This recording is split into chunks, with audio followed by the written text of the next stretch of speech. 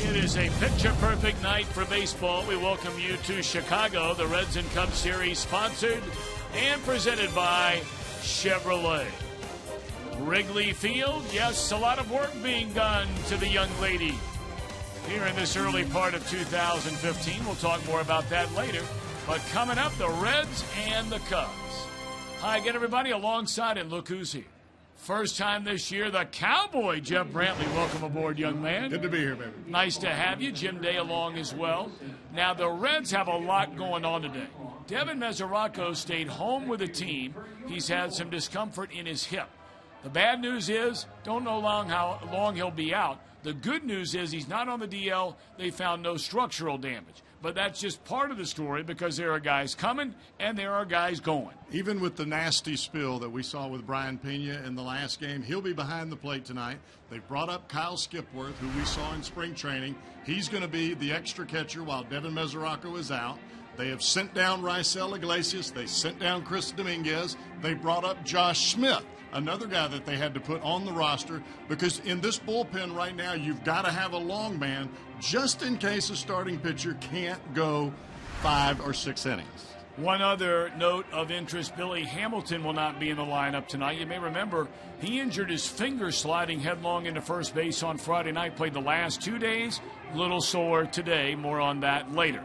When we come back, Jim Day will talk about the sock back in the Reds lineup so far here in 2015. That and more around the corner. You're watching Reds baseball on Fox Sports Ohio.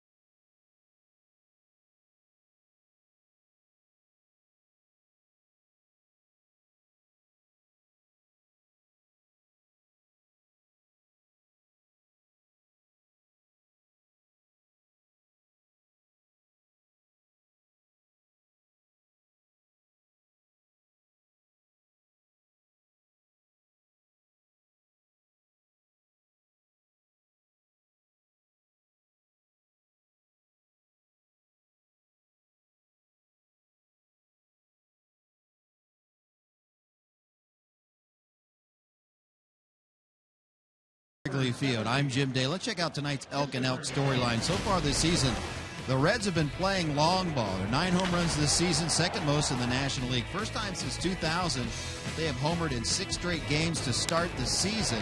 They've hit their 9th home run in the 12th game last season, just to give you a comparison. And entering today, they're the only team in the National League to have 3 players with multiple home runs. As Christopher Negron steps in, Tom Brenneman. All right. Righty, Jimbo, thank you very much. And Negron getting a start in place of Billy Hamilton here tonight. Looks at a strike from the 31-year-old left-hander John Lester, and this one is underway. Negron got his first plate appearances in the extra inning game yesterday and certainly made the most of them. That one taken away, 1 ball and 1 strike.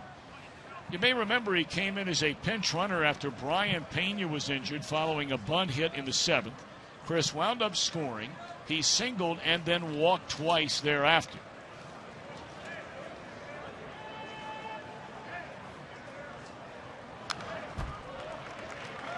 John Lester was the single biggest signing for the Cubs during the offseason, and they made a lot of moves. There's no debate about that. It's been well publicized. A lot of talk about the Cubs on their way to being contenders again. Lester far less than his best in his Cub debut on baseball's opening night last Sunday against the Cardinals. Only lasted 4 1/3 innings, allowed 8 hits, 3 runs, and walked a couple of batters. He looked uncomfortable, looked mechanically uncomfortable, dropping the elbow. The cutter, slider, whatever you want to call it, was flat. And he looked like he was having to battle through every single pitch that he had to make. Lester has had quite a career, primarily, though not exclusively, until last year with Boston. And a pretty good at-bat for Negron to lead things off. He made 21 starts for the Red Sox before he was traded to Oakland on the trade deadline of July the 31st.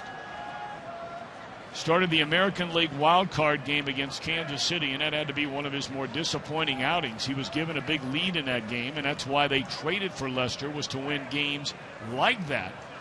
And the Royals wound up coming back and beating him, and of course advanced on to the series. A leaping grab made by Starlin Castro. Let's take a look at the Reds lineup presented by Meyer. Joey Votto coming up top, Frazier at third. Brandon for the second straight day in the cleanup spot. Marlon Byrd in left, Jay Bruce in right. Pena, very good career numbers against Lester. Cozart at short, Mike Leake on the mound. A little different look without Mesoraco and Hamilton in that lineup.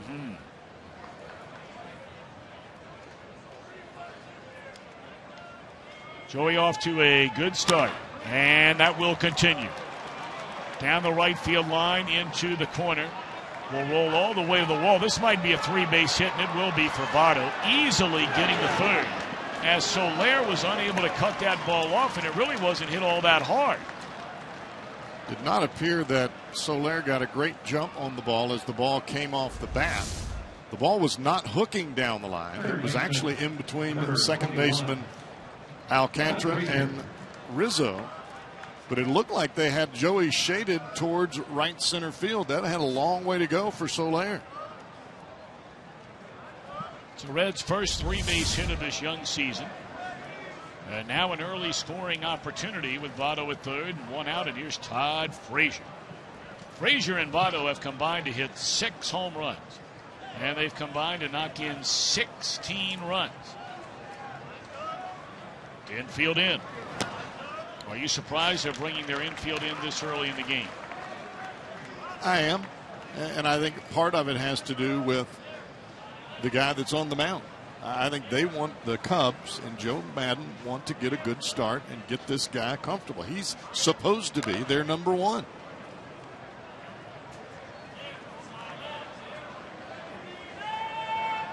Well, they gave Lester a king's ransom. You heard from Jim DeShays, the analyst on Cubs television. At 31 years young, 6-year deal, and another year where they might even have to pay Lester. He would be 38 years old by the time that would end. And that is a base hit, fair ball down the right field line that will play Votto. What a start for the Redlegs. A 1-out triple by Votto. He scores on a double by Frazier. And the Reds lead Lester and the Cubs 1-0. Telling you, Tom, we have seen this through the first 6 ball games of the year.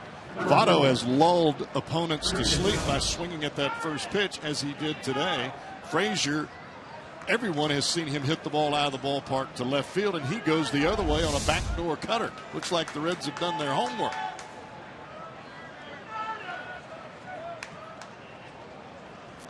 You could make an argument the hardest hit ball in this inning came off the bat of the only out. Exactly. Here's Brandon Phillips. Down a strike. Brandon only 4 hits. In 23 at-bats, he has 2 runs batted in. I think that's part of the reason Joe Madden brought the infield in with Votto at third base. Because if you get Frazier out there, the rest of the lineup has had some difficulty putting the ball in play with runners in scoring position.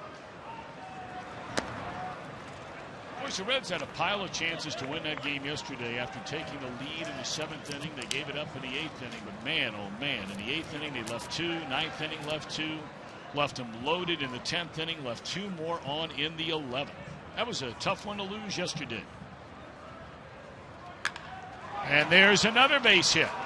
They are going to hold Todd Frazier. Soler fires back into the infield, so 3 straight hits against Lester. And the Reds are looking to add to this 1-0 advantage. Well, it is very obvious that the right-handed batters in the Reds lineup are trying to hit that cut fastball from Lester the other way. And we've seen John throughout his career cut the ball in on righties, then he brings it back door. Well, the Reds, as soon as he comes back door with that cutter, they're hitting it the other way. And it's not as though these are bullets. They're just putting the ball where nobody's playing.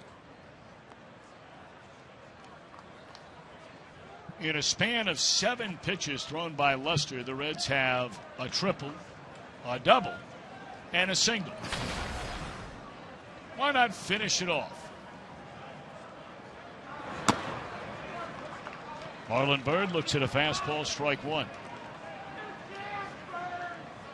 Here's the guy the Reds really need to get going. Byrd 2 hits in his first 21 at-bats, has a red. Frazier at third, Phillips on at first, and a little dribbler that'll bring in another run. Throw to first, and Byrd an RBI, his first is a red. So he gets a job done. Frazier scores, and the Reds have a 2-0 lead. Take a look at the Cubbies on defense, presented by Ford. They brought in Fowler over the wintertime, brought Coghlan back, Soler, their young star in right field. Herrera starting for Old, but they're just keeping the saddle warm, if you will, for the big fella, Mr. Bryant. Alcantara at second base, still Rizzo and Castro in that infield. And no Miguel Montero tonight, the former Red David Ross, who, of course, was a battery mate of Lester in Boston. It almost appeared as though that was a package deal when Lester signed with the Cubs. Ross came right on with him. Montero could be a good pickup for the Cubs. Good player in Arizona, good leader. They are carrying 3 catchers at the moment with Wellington Castillo, the catcher that's been here for the last few years. John Lester has not thrown to a base in a pickoff attempt in over 2 years. Not one time. Now, you call it whatever you want to call it. I would call it, and I think it's fair, it's not being mean or anything like that. There clearly is some kind of mental problem. They call Lester. it the yips. The yips, exactly right. And we've seen it with different players, whether it be Steve Sachs, Chuck Knobloch, and it goes down. You wouldn't think that that would come from a pitcher. But there is obviously some issue. And we saw it in the opening game with the Cardinals. He had a dead out at third base, and he turned and underhanded the ball to Rizzo at first. Now, that tells me there's a little bit of mental issue going on there. 1-2 on Jay Bruce. And that's off the inside corner. Lester was on his way to the dugout. A long look in at the crew chief and tonight's home plate umpire, Jerry Meals. Paul Emmel at first. Andy Fletcher, the umpire, at second. And Jordan Baker down at third. Pena hoping for a chance on deck.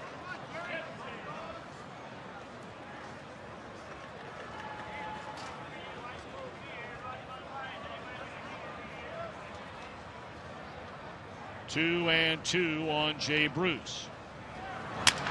And there's another base hit. And this will plate another run. Brandon will score.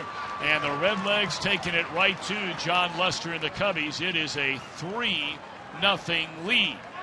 And again, another opposite field hit.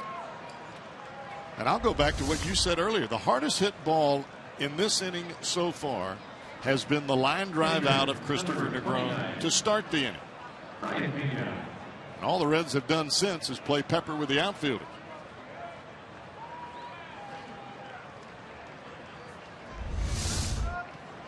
The guy who has seen Lester by far more than any other Red, and by the way, tonight is Lester's first career appearance and start against Cincinnati.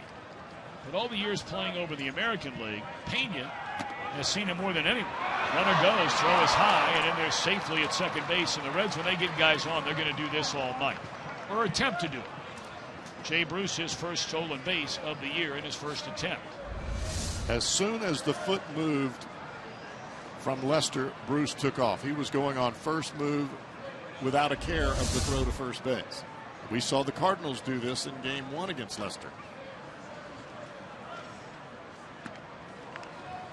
Ryan made his first start of the season yesterday. He was 2 for 3, but he injured his shoulder on that bunt hit.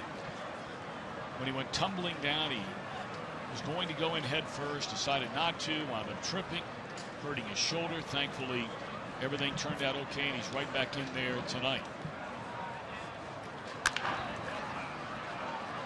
Castro will gobble it up. And what a start for the Reds tonight at Wrigley Field, where they have played so well over the last 7 years. A 3-0 top of the first.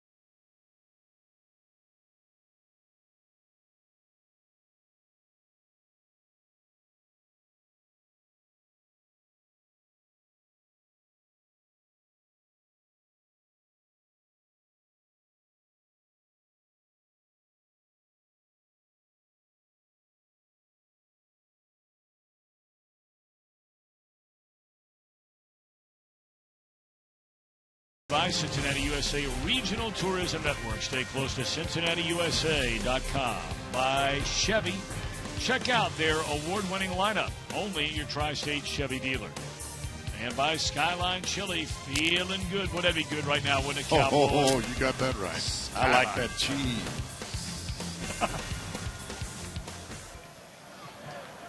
Joe Madden. The last 9 years, skipper of the Tampa Bay Rays after so many years in the Angels organization, whether it be as a minor league instructor, big league coach on Mike Scioscia's staff.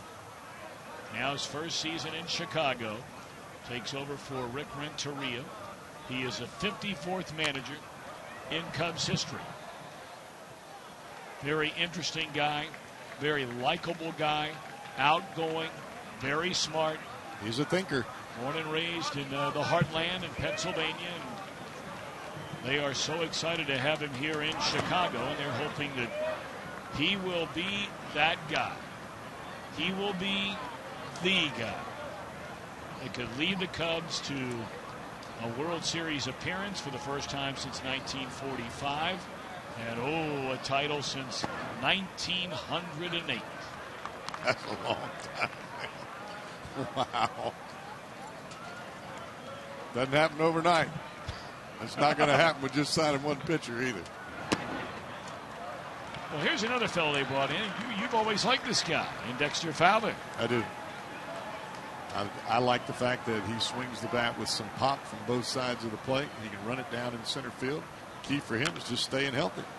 Got to stay on the field. Well, he delivered a huge blow for the Cubbies yesterday.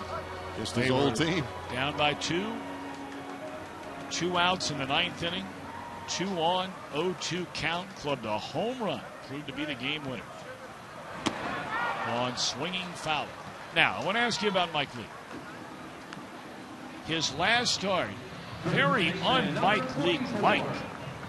6 walks. walks. A little bit off last week, right? Yeah, and I think you can talk about first starts, you can talk about spring training, but I don't care how long you've been around. That first start, you've got so much adrenaline going, you've got so many things going on in your head.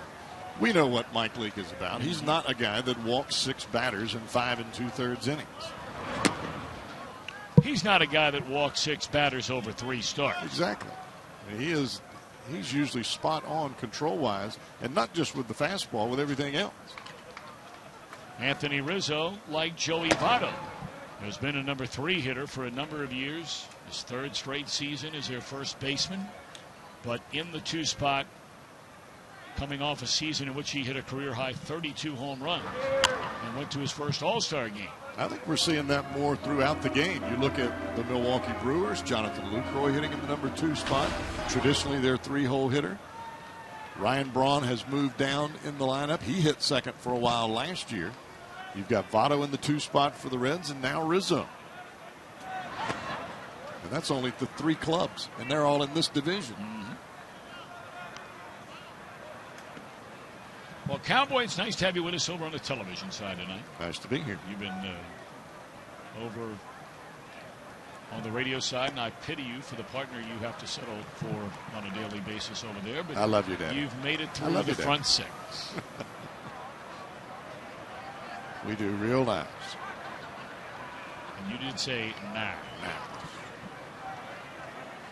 3-2 to a second straight batter. And this one lined into right field. A 1-out hit for Anthony Rizzo. Let's go ahead and give you the rest of Joe Madden's lineup tonight, presented by Lexus. Soler coming up. Very odd that they would put a guy who has hit his entire career pretty much first or second in Coghlan in a cleanup spot. Castro behind him. Alcantara at second, and a ladder third of David Ross, a pitcher in the 8-hole. They've done that every game this year. Well, I think that is the thinking process that you see from Joe Madden. He is trying that to keep any bullpen from coming in and using just one lefty to get out Rizzo and Coghlan. He's separating the lefties and the righties throughout that lineup. There are some managers that don't believe that in any way at all, and there are some that believe it's the gospel. Left, right, left, right. Well, here's a guy they're so excited about looking into the future, and that is Jorge Soler. And what we saw last year, you can understand why. His first major league at bat, he hit a home run against the Reds. Wound up hitting safely in 19 of his 24 major league games. An extra base hit in each of his first 5. It's kind of how Starlin Castro burst onto the scene. Sure did. That came against the Reds as well. Now, the other guy they're very high on, and he's so young that certainly there's no way you can make a judgment one way or the other, but I don't think either one of us were as excited about Javier Baez.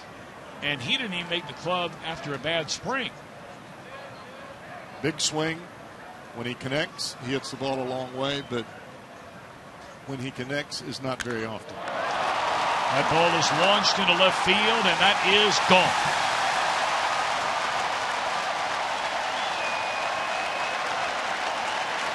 There's your power right there from Soler. It did not even appear that he had a great swing on that pitch. He almost hit it one-handed on a breaking ball, and he hooks it out of left.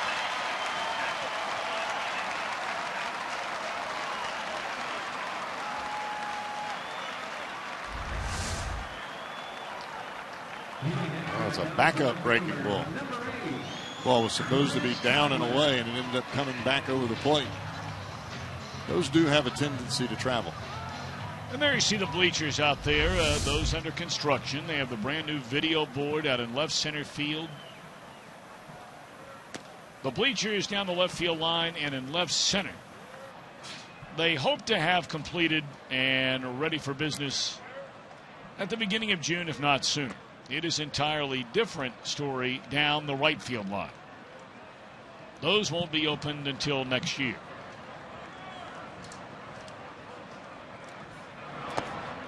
They had all of that covered up, you may remember, if some of you saw the game on opening night when they played the Cubs here.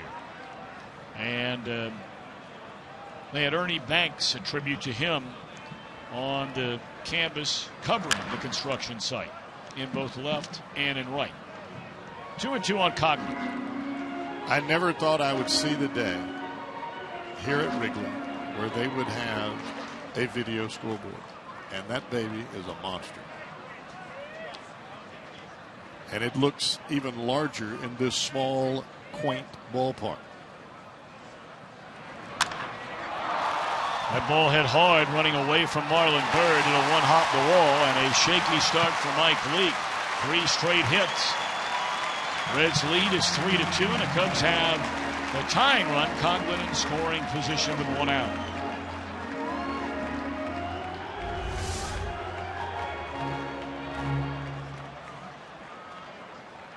That was to be a sinking fastball, and it got away from Leake, and that ball was elevated up in the strike zone.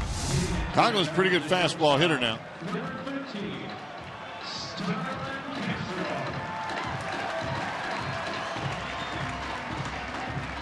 It's funny, you look at all the youngsters around here, and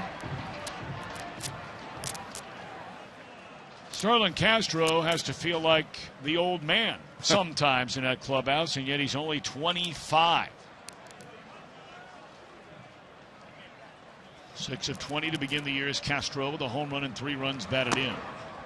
All the Cubs hits here in the first inning, 3 in a row, have come with 2 strikes in the at-bat.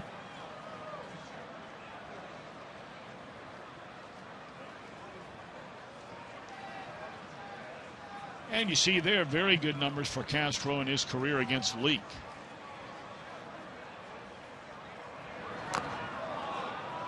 Well, I don't think there's ever been any doubt that Castro could hit at this level. And I think the Cubs will continue to have question marks about his defense at shortstop.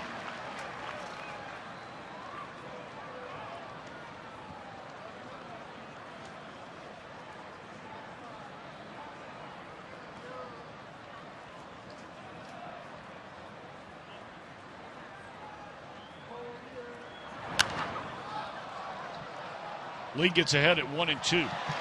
Leake's getting underneath the baseball a bit, very similar to what we saw with John Lester. Elbow down a little bit. Instead of the ball sinking into the righty and away from the lefties, the ball is running flat, and it's up about mid-thigh. That's right in the swing plane of the hitter.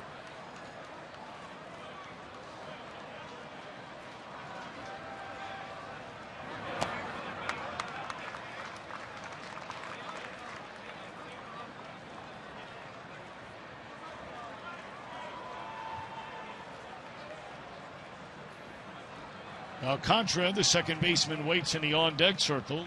A single, a home run, a double in consecutive at-bats by Rizzo, Soler, and Coghlan. And now another hit. And they're going to wave around the runner. Marlon Byrd's throw coming to the plate, cut off, and just like that, 3-0 by the boards. It's a 3-3 game.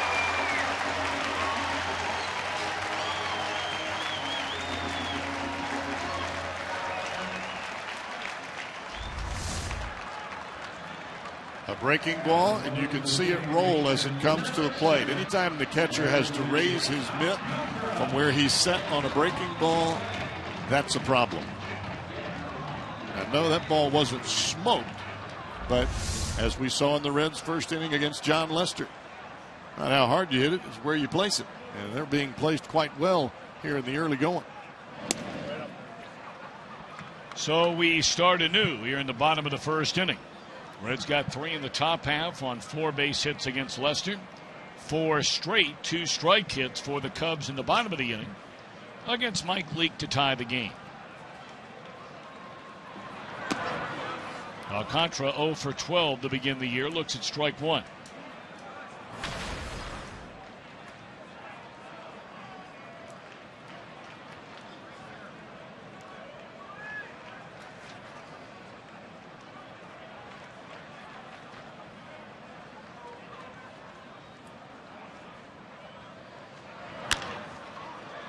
Pull to the right side. Brandon's only play is to first, and that's a nice play. Castro on to second. They're 2 away in the inning.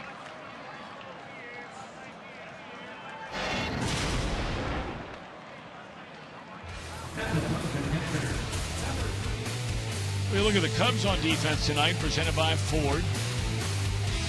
Fowler flanked by Coughlin and Soler. Herrera, a late addition to the lineup. Mike Holt still nursing a sore wrist after getting hit on Saturday.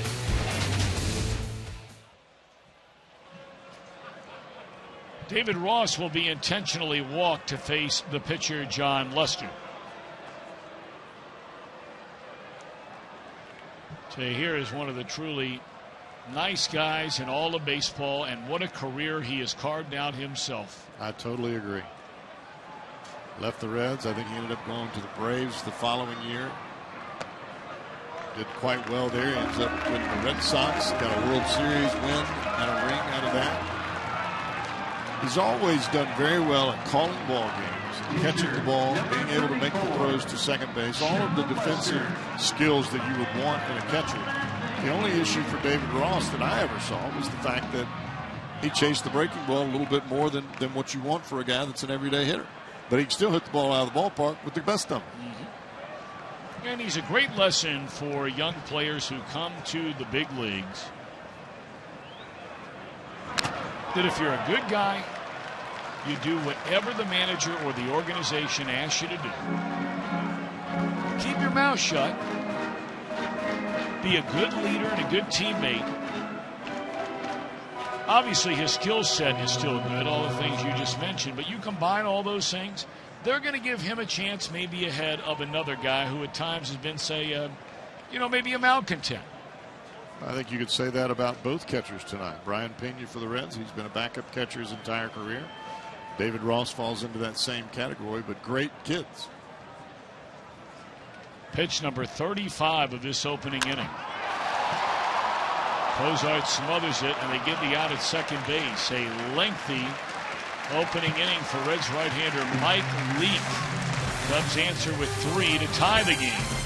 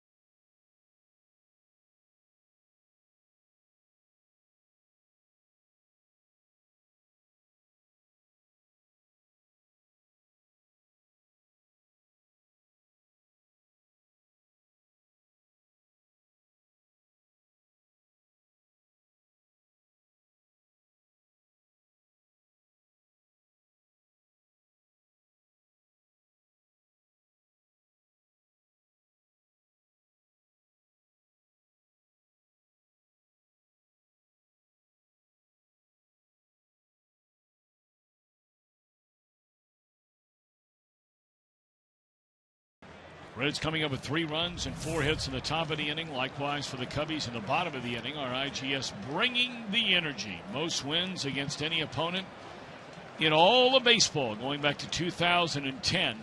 The Reds have dominated the Chicago Cubs. And they've done it by offense. They basically average about 5 runs a game against this club. If you do that, you're going to win a lot of big league ball games. First pitch swinging, and here come the Reds again. A leadoff single by Zach Cozart, who is swinging the bat very well here. the early part of this year. He hit into some tough luck early in the season, meaning the first couple of games. But now finding a few holes. Number 44. Thank you. It should be noted, remember all those years the Houston Astros were just drubbing the Reds year after year after year, and then finally 2010 they turned it around. Then they started hammering the Astros for about a 4-year run. The last time the Cubs hosted the Reds last September, now the Reds had all those players injured, we know all that. The Reds scored 1 run in 3 games. And the Cubs were a team with all those young guys they had last year that was 1 game over 500 the final 2 months of the season. And they were saying, well, we're hoping maybe it's our turn to now get it turned around against the Reds.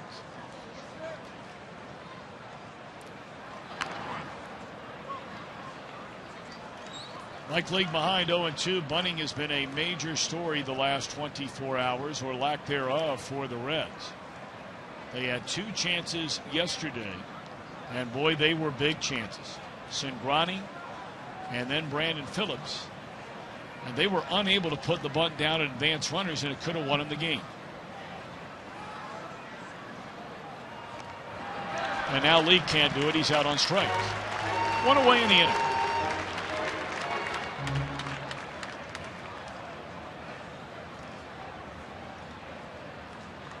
Cowboy, normally it's Chris Welsh in here, and I always defer to him on matters such as this. Bunting. Because as Chris talked about yesterday, pitchers are out there bunting a lot in spring training.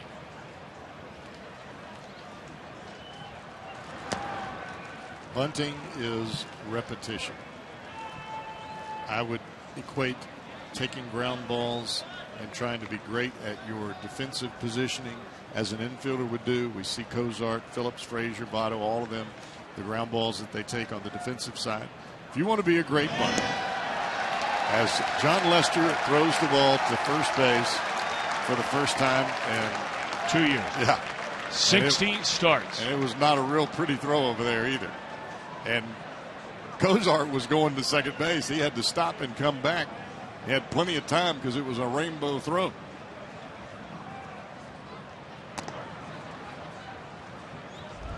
First time since April of 2013. And, ooh, he didn't look too sure with that. Look at the lead that Cozart will take over at first base. And it's not like that throw is going to keep you from taking that kind of a lead. He just threw it down the right field line. Cozart on his way to second. He's coming to third. Here comes a throw by Soler. And he's out. I think Zach thought that ball had gone further down the right field line. But as we showed you in the first replay, it was kind of a rainbow throw.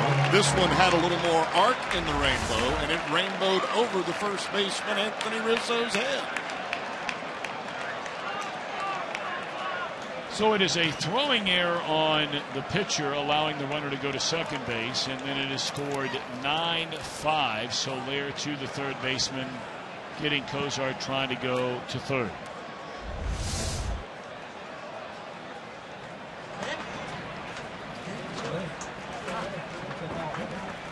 Two and 0 the count on Negron. Well, if there was ever a point to be made about John Lester throwing to first base and why he does not do it, he just showed us one. He is not comfortable in any fashion throwing the ball to first base. Well, you use the term, and he certainly just proved. If you're looking up the yips in the dictionary, he got it. In this day and age, you look it up on the internet, there would be video of those 2 throws to first base.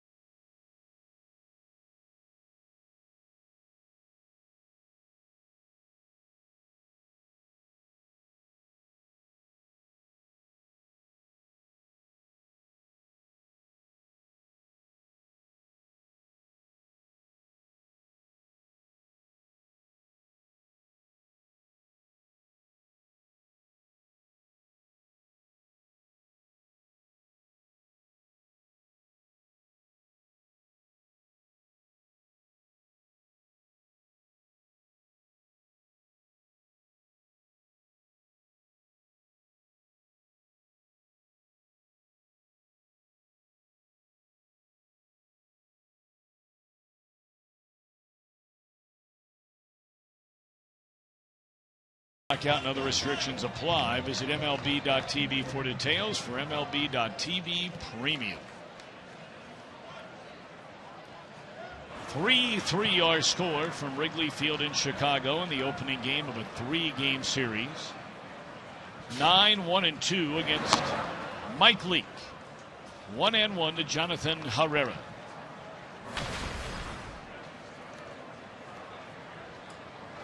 A little more than a month with the big league club last year for Herrera, who we saw originally with Colorado.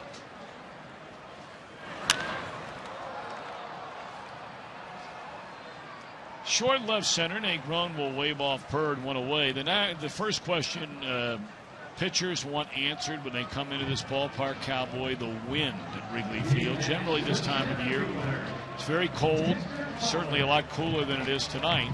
And more times than not in April and May, it's blowing in. Not tonight, slightly blowing out, very slightly into right center field. And normally you would look at the first inning and say, well, there's 15 batters between the two teams and 6 runs scored. It's a fair ball. Votto will feed Leake at the bag, 2 away. You look at those numbers and you think, well, that wind is just galing out. Well, that wind didn't have anything to do with that offense. For those of you that don't know, most of you do, but they fly the flags out there in center like we do at Great American Ballpark for where teams sit in the standings, and that Reds flag is sitting right at the top of the NL Central through the first week of this 2015 year. Cubs split a 2-game series. They had 1 game rained out against the Cardinals. Then they went out to Denver and won 2 out of 3, so they come rolling in 3 up, 2 down. Reds at 4-2. Cardinals lost earlier today in their home opener 5-4 to the Brewers. And the Pirates won their home opener today 5-4 over the Detroit Tigers, who were unbeaten.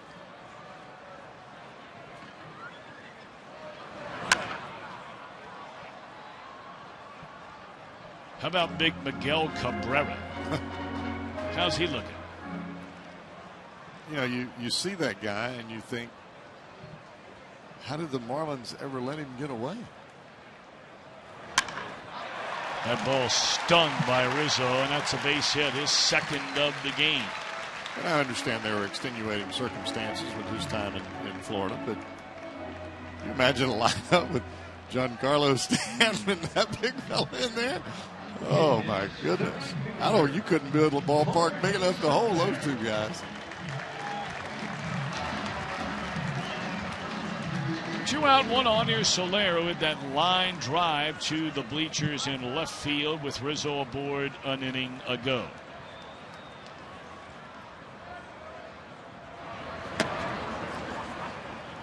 Soler has those feet in the batter's box so far apart. Very tall, slender, strong. Got an open stance, almost facing the pitcher.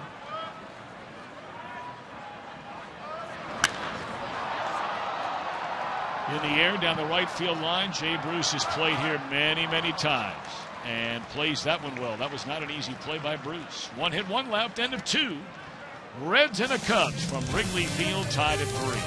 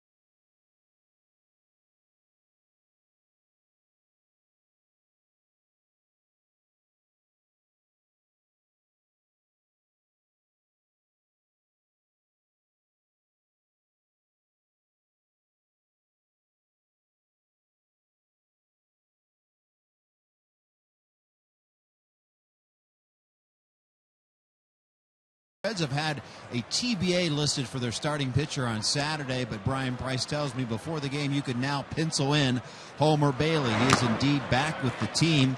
Off-season arm surgery. He had that rehab start at Louisville. Mixed bag there. Went 5 2/3 innings. Gave up 4 runs. 3 were earned, but he threw 91 pitches. I talked to Homer as well, and he said he had to get over that mental hurdle of being able, in Louisville, being able to just let it go and not worry about it tightening up on him or catching him in that arm. Once he was free and loose, he said he felt very, very good. So he has no setbacks whatsoever. Not one time has he had a setback in his coming back from this surgery. So he is very excited to make that start on Saturday. So pencil him in, boys. Well, we're excited for that one and excited to have Homer Bailey back. Jim, thank you very much. Joey Votto did not like that second strike in this at-bat, the call a moment ago. He thought it was a ball. He leads off the Reds' third. Votto tripled his first time up, the team's first 3-base hit of the year. 2-2. Castro throws on to Rizzo, 1 away. I think that the Reds will continue to monitor Homer Bailey and that elbow. I don't know that there's going to be, I don't know that you can come back and just go right into the rotation and pitch throughout the rest of the year without any issue. I hope that he can. But it would be some kind of comeback if he's able to do that without because he has had, as Jim said, not one setback yet. Strike 1 to Todd Frazier. He had an RBI double to right field his first time up. Later scored in the 3-run first inning. You know, baseball is long a season, like reading a great novel. And there'll be flows to this, fast pace, slow down as you move along. One time through the starting rotation. And that was the #1 question after the trades of Latos and Alfredo Simon from a year ago. How would the other guys filling in do, coupled with the fact that Bailey would miss his first start? Well, DeSclafani, Marquis, Iglesias, rock solid.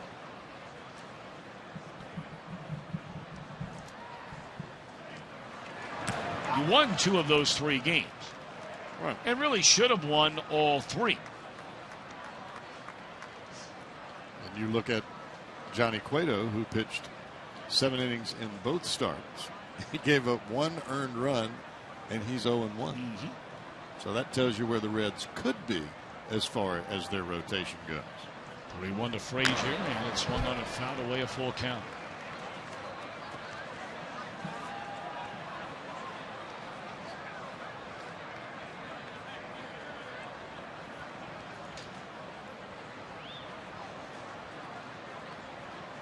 Todd, a team high 9 runs batted in after that run scoring double in the first inning. And that went in the air to short left center. 2 out. A reminder coming up a little bit later on. Look forward to Miller Time, brought to you by Miller Lite. I think they serve a couple of those in this ballpark. Miller Lite? I bet they do. Especially in June, July, and August. I think they serve them around this whole neighborhood. There are a lot of things we know about the history of the Cubs and a lot of things we know about the history of Wrigley Field. But perhaps one thing that has not been mentioned, you can pretty much book this like tax day.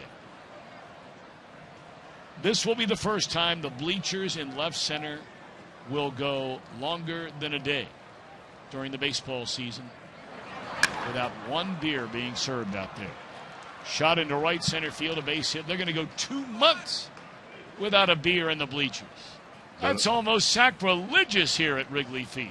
But oh, what a party it will be when they open that bad boy up.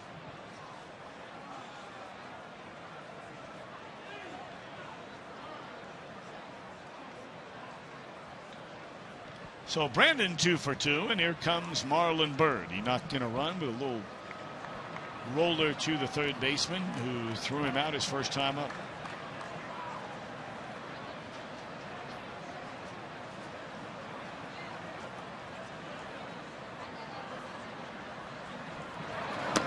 We're all looking forward to watching this guy get it going here.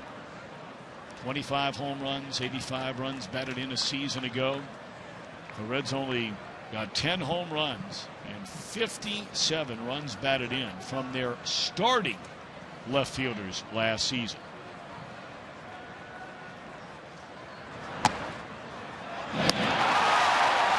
Back safely is Phillips on the throw from the catcher David Ross.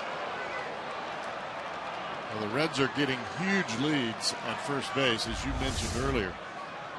And David Ross trying to help out his starter by throwing behind Brandon Phillips after a big secondary lead. Boy, that was awfully close. I think Joe Maddon's going to challenge that.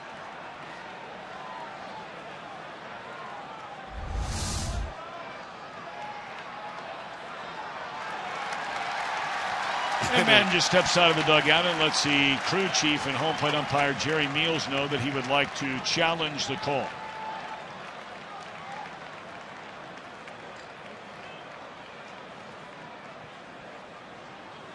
You get that secondary lead, and when the catcher comes up throwing, and he's got a clear path and clear vision to you and the first baseman. Russ put that ball right on the money. Well, yesterday was a very weird day in regard to this kind of thing. I think you got it. Well, that hand going to the outside part of the bag. Remember, there are 3 decisions that can be rendered. Confirmed, meaning the call is right on the field. Play stands. There's no video evidence one way or the other to overturn it. And then there is overturned.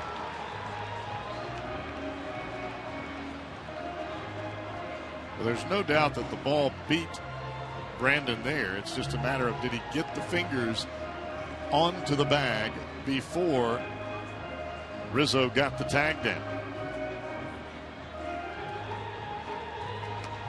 You know, one more thought about Homer Bailey as we wait to see the decision here. I think we'll understand a lot more about where Homer is when he takes them out in a big league game and he really has to turn that adrenaline on a little bit.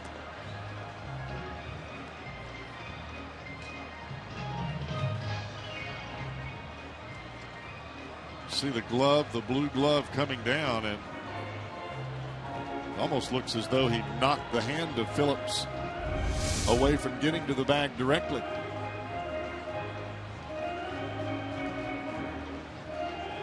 Well, they're taking a look back in New York. Of course, yesterday Brian Price was thrown out of the game when he could have challenged, but felt like it was the Cardinals that should have been challenging on the play where John Jay got hit on the toe. No umpire gave the signal for a dead ball, meaning the player had been hit and no one could advance another base. And when he came out there, they said, are you going to challenge whether it hit him? He said, no. None of you guys said that it did hit him, or at least gave the signal for it. Right. There was never a call. And so Brian was saying it should be the Cardinals who should have to make a decision as to whether or not they want to challenge his play. And he was very upset about it today. Well, there were a couple of plays in that ball game where things that happened at home plate did not go very well. It sounds like Phillips is safe. Yep. I would imagine they're going to say the call stands. That is the verdict. So there was no clear-cut replay that said the call on the field was wrong, so they just say it stands. No clear and concise evidence to the contrary.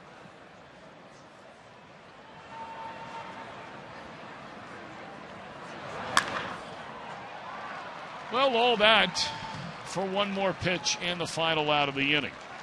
The Cubs will bat in the bottom of the 3rd. We're tied at 3.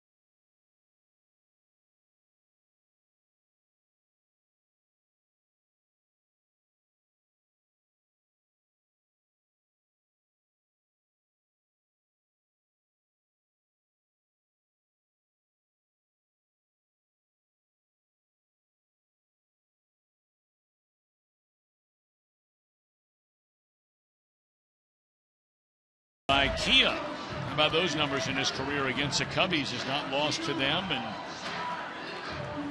over 2.5 years. Almost 3 full years.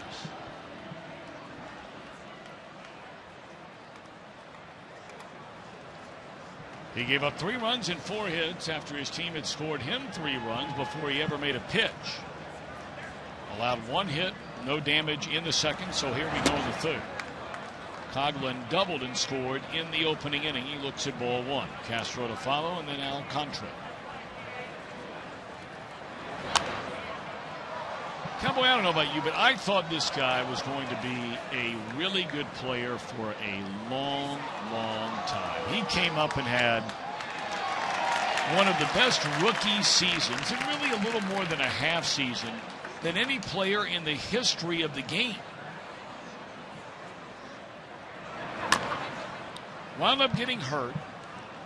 And where he got hurt is the key. When he hurt his knee, it took everything away from him. And hitters will tell you that. Anything from the waist down, lower extremities, you have no balance, you have no feel at the plate, and it took everything from this kid.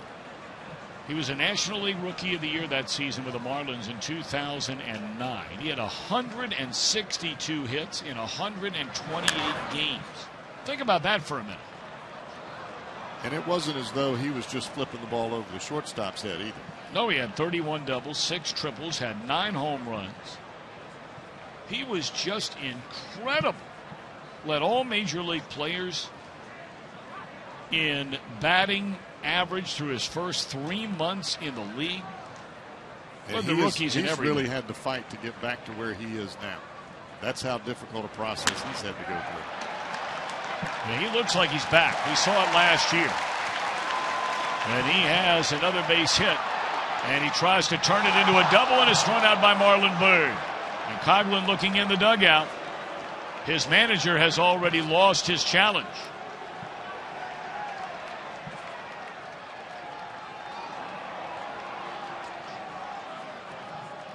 In baseball this year, you have a second challenge. So if Joe Madden wants to take a look at this one, he can ask him to do so.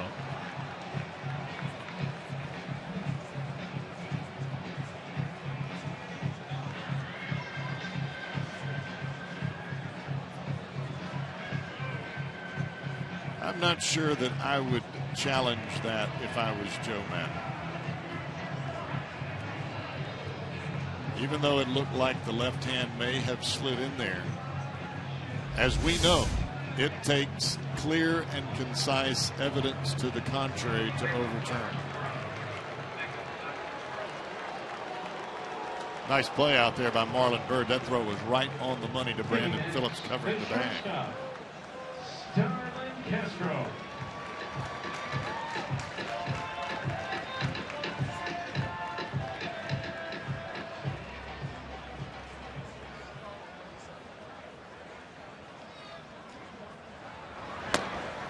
It's a big play right there by Marlon Byrd. And he was going towards the left field line. He had to plant and then turn and fire a strike. If the throw is offline at all, it's a double for Coghlan.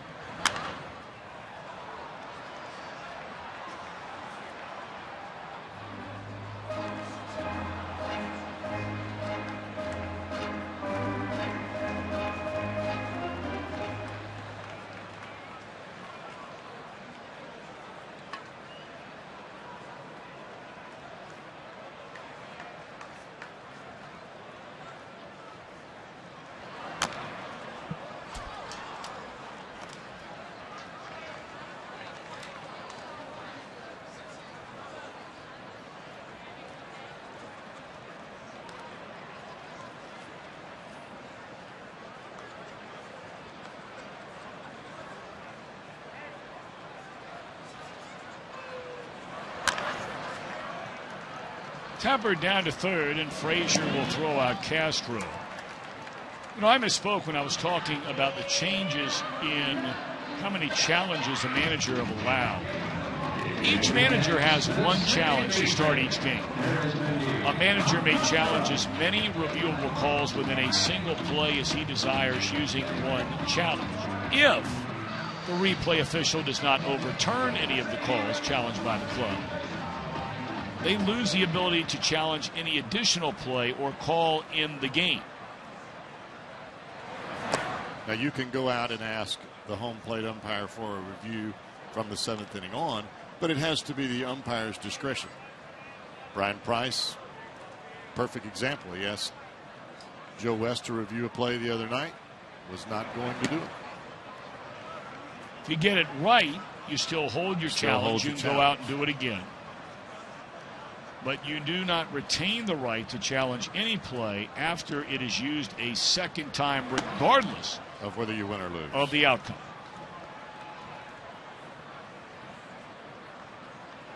I just kind of liked it when they went out there and screamed and yelled and threw their hats and got in the faces of the umpire.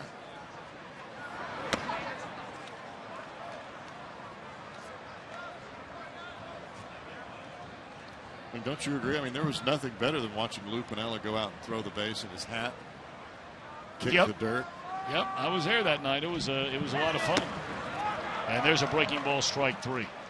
That was a big play out there by Marlon Byrd. One hit, nobody left. We move to the 4th in a 3-3 game.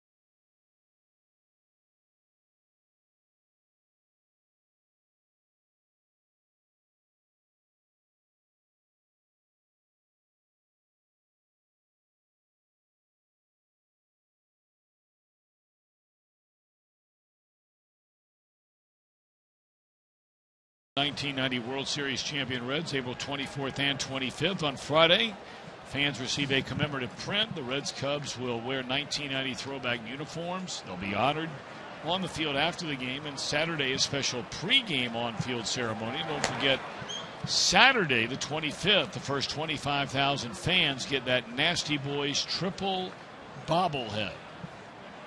I'm not sure that I've ever seen a triple bobblehead. I don't think I have either. Jay Bruce, a fly ball to short left field, and all of a sudden John Lester's starting to get it together a little bit. So too is Mike Lee.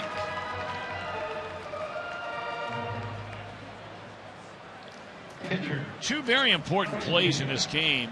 When Cozart had the single in the second inning, Lee could not sacrifice him, but then Lester, for the first time since April of 2013, threw over to first, had a little lob job over there, caught by Rizzo, then threw it down the line. Cozart tried to go to third, and the right fielder Soler threw him out. That was a big play for the Cubs. Coghlan getting thrown out trying to go to second in the bottom of the third inning was a big play for the Reds in this 3-3 tie.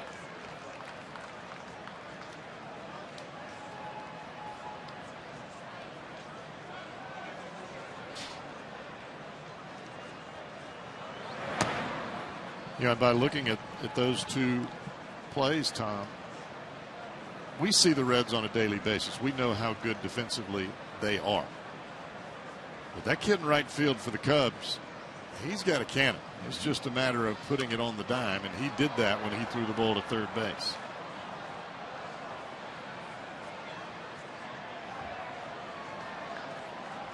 That's a lot of raw talent right there, and power from line to line. You can't say that about everybody. That ball stung by Pena, and it is a sliding catch by Fowler, and we know he can go get him in center field.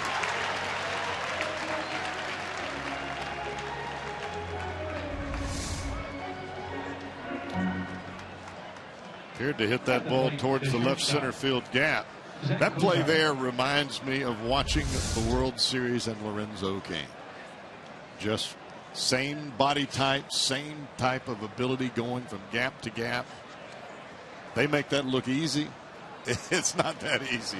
Well, I know you remember the play back when he was playing for Milwaukee. Lorenzo Cain still made the best catch I've ever seen at Great American Ballpark. Remember that one? I'm trying to remember. I still can't believe it to this day when I see the other replay of it. It was just absolutely incredible. And we've seen a lot of great plays at Great American Ballpark. We have, especially with Billy Hamilton out there. That play that John Jay made the other day in the gap right up against the wall, going to his knees to catch that ball wasn't bad either. 2-1 is at Kozar. 3-3 game. Base is empty. 2 away. We're in the fourth. Anytime as an outfielder you're running full speed towards a wall and your face goes to the wall and you catch the baseball, you got it in my book. Now on this ballpark, you put your face in the wall, they're going to send the ambulance out to get you. One shortstop will throw out the other, and for the first time tonight, a starting pitcher has a perfect inning.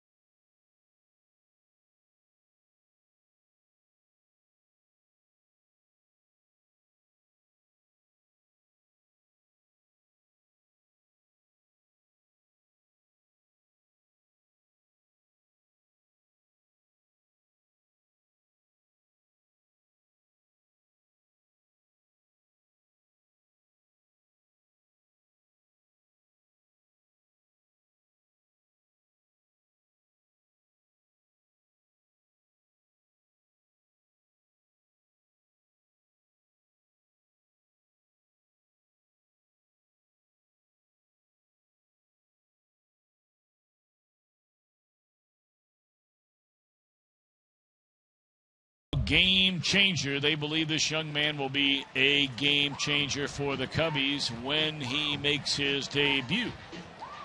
Chris Bryant. The numbers last year were sick. He's the #1 ranked player in all the minor league baseball, not the Cubs system, all of them. Had the monster spring. All the talk about, should he be with a major league club? And, really there are viable arguments on both sides. I mean, it's not waffling. It's just you can understand the logic behind each camp.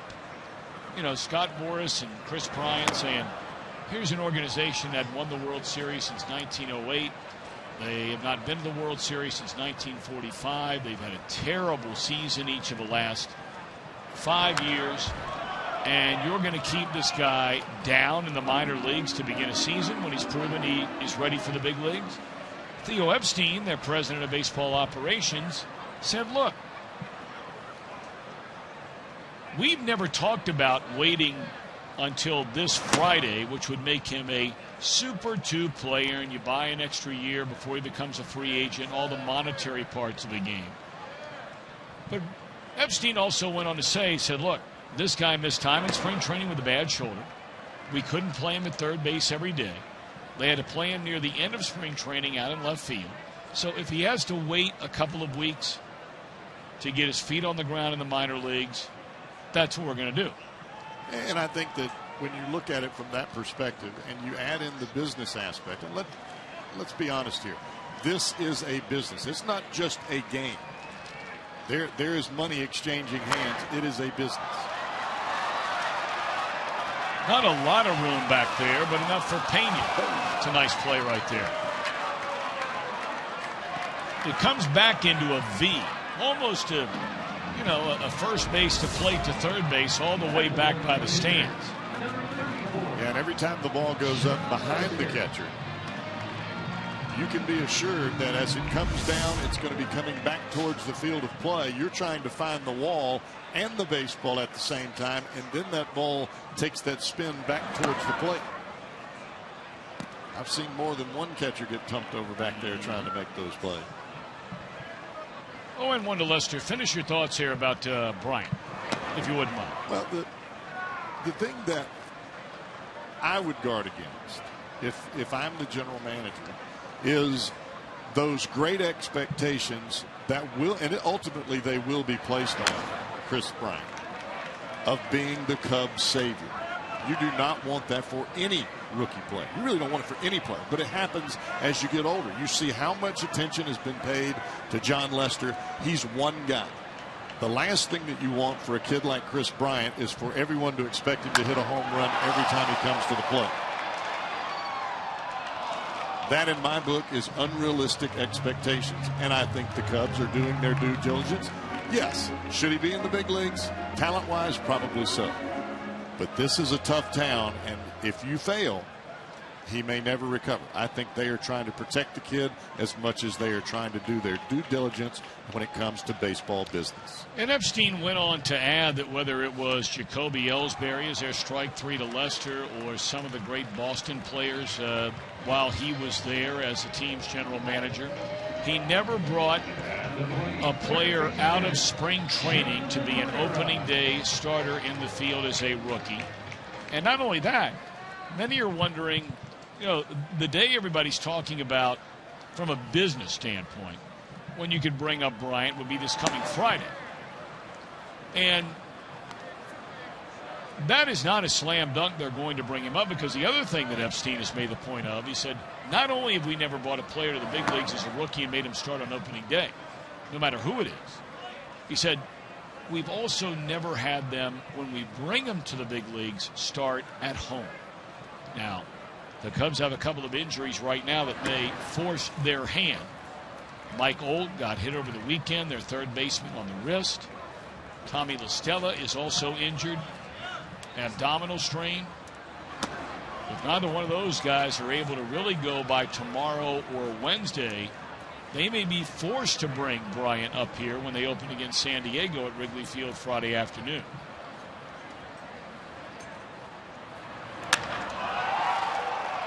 Lester at a 1-2-3 inning. Leake delivers a 1-2-3 inning. Both starters perhaps settling in.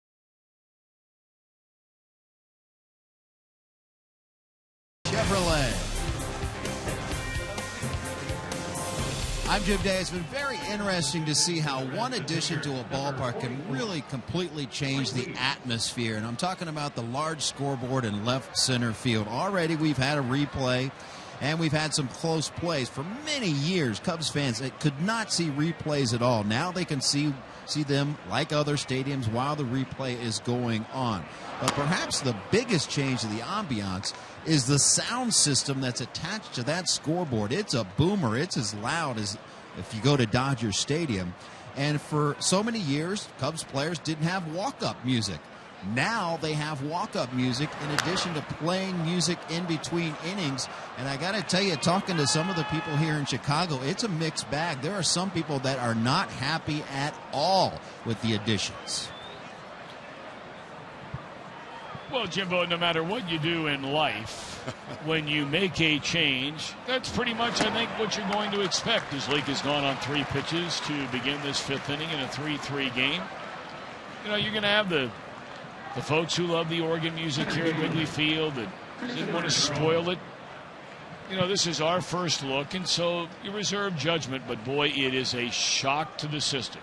There's no doubt about that.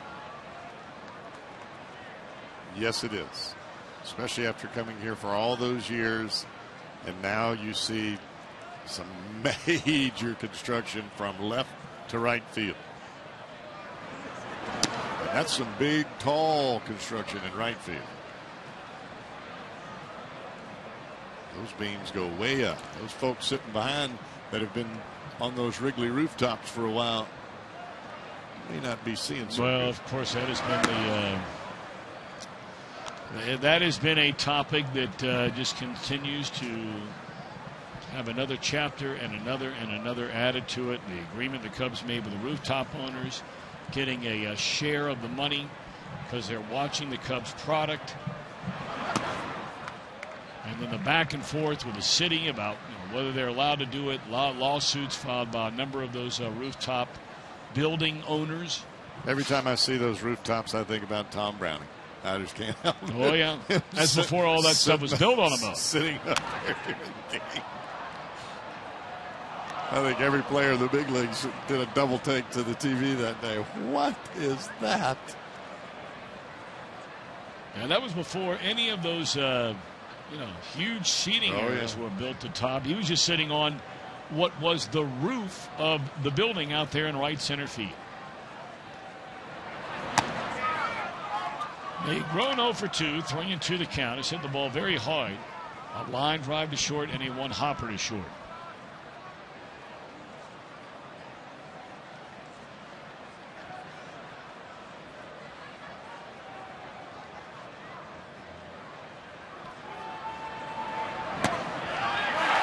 Strike 3 called. Strikeouts numbers 2 and 3 to begin this 5th inning for Lester. Watch where this pitch is from Lester versus what we saw in the beginning of the ball game. Down right at the bottom of the kneecaps. That is that late biting cutter. And Negron thinks that ball is going to cut in and down off the plate, and it stays right there. Joey Votto, a triple, a run scored, and a ground out to short. Each team with 3 runs, each team with 6 hits.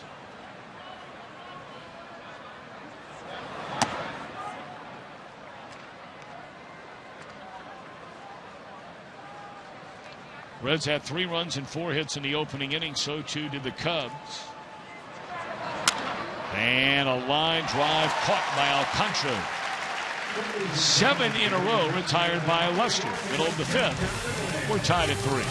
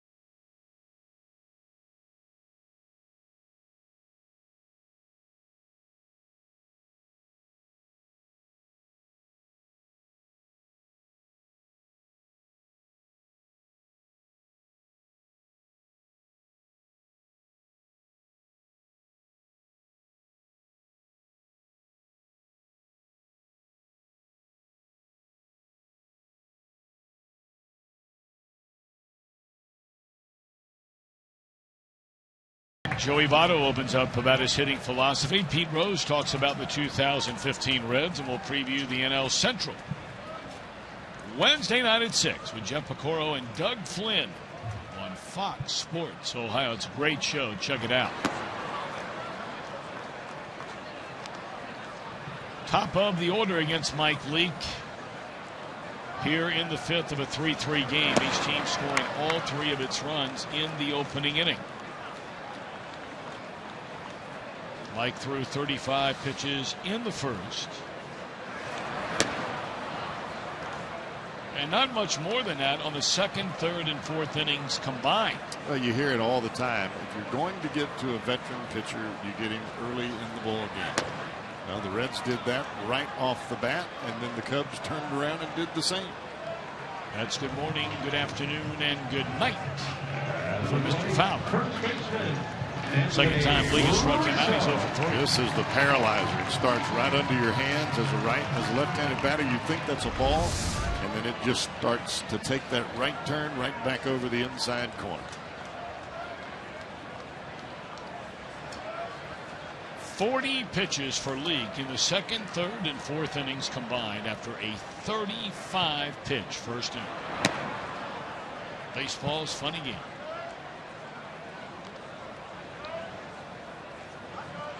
It's a funny game, all right. It's a roller coaster. Rizzo, after a couple of hits tonight, pops this one up. Cozart the call and the catch.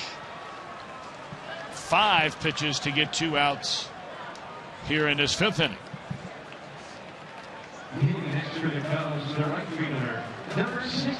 Starting to settle in as to which pitcher is going to blink first now, because both are throwing the ball a lot better. And throwing strikes. Both have been throwing strikes from the beginning of the ball game.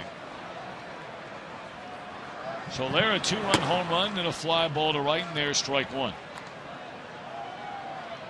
Leake's starting to get a little bit of extension out there with that sinking fastball. And with extension comes late movement, much more difficult to hit.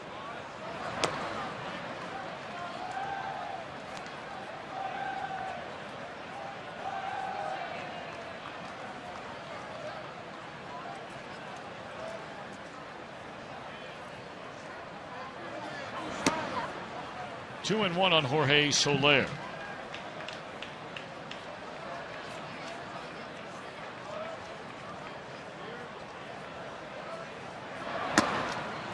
Two and two. Soler just 23 years old. Born in Cuba. And like Chapman and like Iglesias and others, he defected to the United States. We'll talk more about him throughout the next 3 days in this series. 8 in a row retired by Leake. We go to the 6th, tied at 3.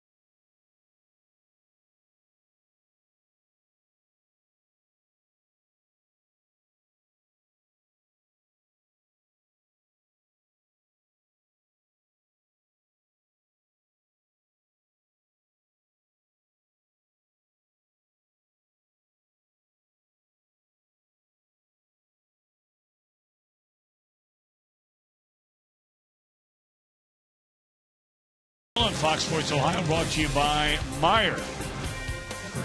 By your local Ford dealer, Ford, go further. And by Cincinnati Children's Hospital, ranks 3rd in the country on the U.S. News and World Report's best children's hospitals in America. First inning, the two teams combined for 6 runs and 8 hits. Over the last 4 innings, no runs, a total of 4 hits, each team with 2. 3, 4, 5 in the Reds batting order, Frazier, Phillips, and Bird. Todd an RBI double in the first, later scored. Flied out to Fowler in center field in the 3rd inning.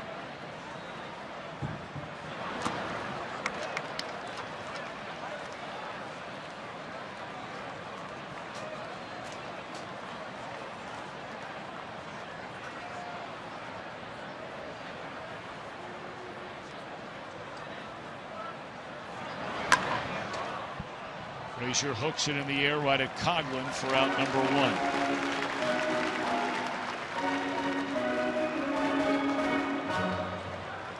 Well, tonight and after every game here on Fox Sports Ohio, we invite you to stick around for Reds Live, brought to you by Performance Kings Honda. Jeff Brantley will make his debut on Reds Live, the post-game version, tonight. I guess I will. But you'll be there with me, right? It all depends. Sometimes they like me to be there, and sometimes they're just looking for some analysis. I like those nights. I bet you do. But they're few and far between. Kent Weaver, and he's a producer of Reds Live, the pregame and the postgame version. Roy Alfers has to do double duty. Roy, our game director and pre and post game director. That one lofted into left field. Been a good night for Brandon. 3 for 3 with a run scored. And the Reds have the go-ahead run aboard. Josh Hall, the producer of Reds baseball. Left fielder, Marlon Bird.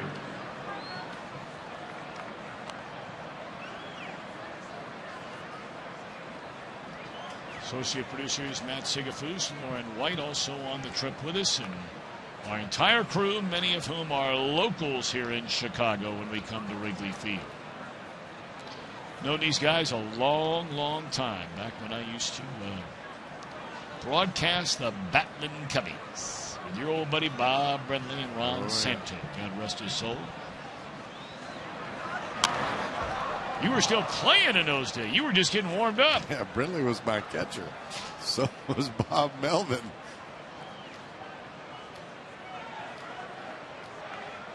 Both managers in their own right. Now Brenly broadcasting. Of course, Bob Brenly was here for a number of years as a broadcaster, and then a year ago went back to Arizona, where he makes his year-round home. But as fate would have it, Bob's daughter got married here in Chicago to a Chicagoan and just had the Brenly's first grandbaby after he just left Chicago to move back to Arizona. That's the way it works. 1-1 on Marlon Bird. Is Phillips running? Nope. And that one hooked down the line into the corner. Phillips off to the races on his way to third. Coghlan now just getting to the baseball. They're going to wave him around. Here comes a throw. No one gets away from Castro. And an RBI double by Marlon Bird. His first 2 RBIs as a Red tonight. And they have broken a 3-3 tie to take a 1-run lead. You know, it appeared on that pitch that Lester tried to hold the ball a long time to keep Phillips from running. But he left that cutting fastball right over the inside part of the plate. Bird did not miss it.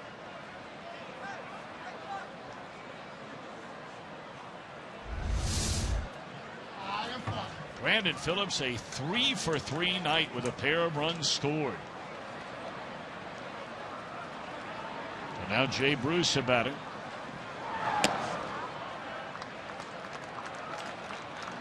Last season, in 15 at-bats, Brandon Phillips only had 2 hits here at Wrigley Field.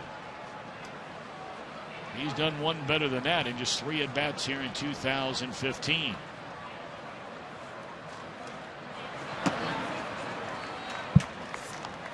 Jay 1 of 2, an RBI single, stole a base in the 3-run first. Fly to left in the 4th.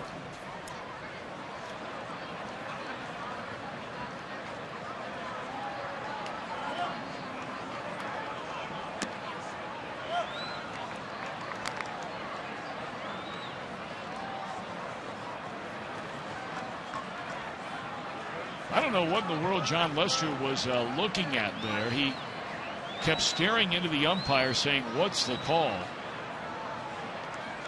I don't think that pitch was anywhere near the strike zone. I don't either. He stared the umpire down for a long time.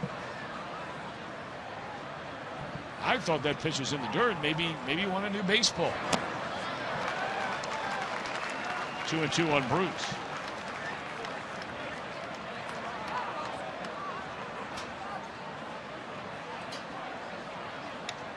There's sometimes on the mound where things are not going your way and frustration sets in, and it doesn't matter where you throw the pitch, you believe it should go your way. That ball is scalded into right field. It will go all the way to the line. This could be 3 bases for Bruce. He'll pull up with a double. It's an RBI double scoring Bird. Jay Bruce, a pair of runs batted in as well tonight. And the Reds starting to break through again against John Lester. That ball was hit so hard that Jorge Soler had no chance to even try to cut it off. No matter the angle that he takes there, that ball's going to the wall.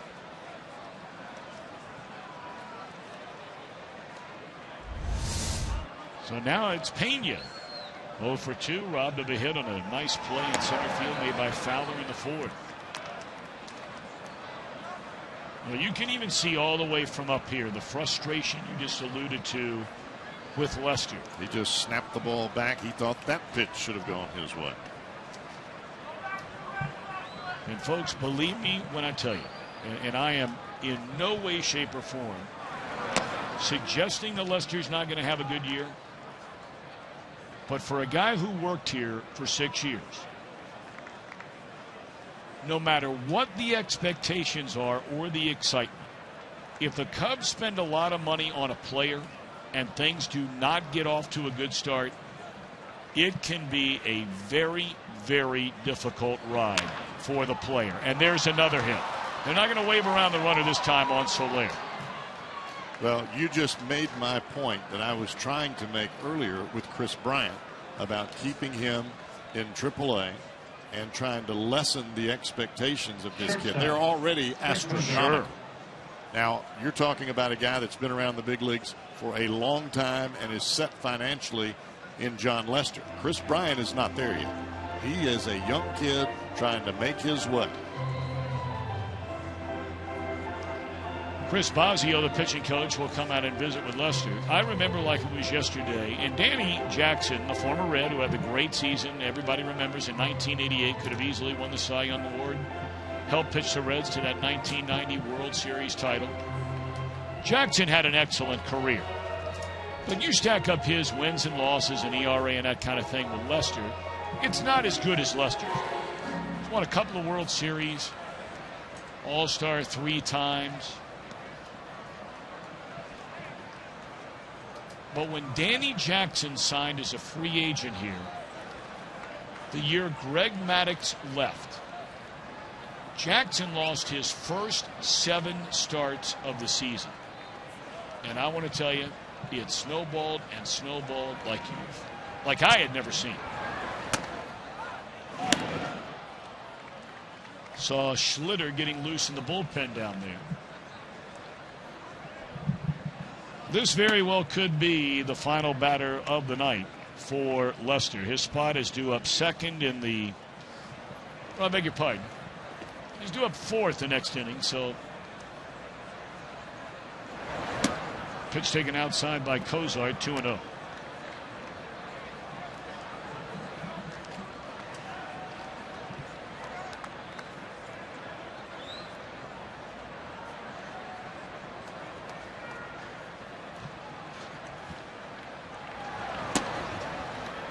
This is a better outing for Lester tonight than the game against the Cardinals in the opening game he pitched.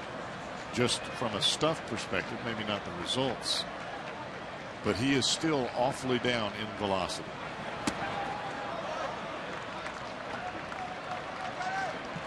Some may remember reading during spring training, a lot of pitchers go through that tired arm phase, but a lot of times they try and pitch through it. Lester did not. He threw quite a few simulated games.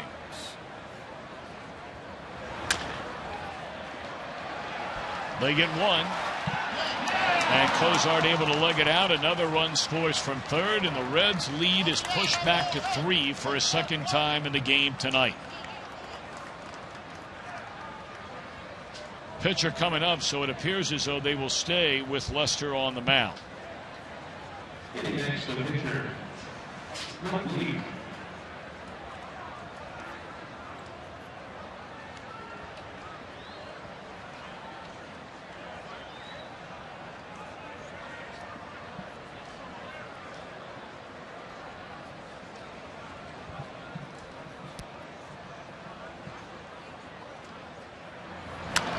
The 7th batter to come to the plate in this inning for the Reds. They have scored 3 times to break a 3-3 tie.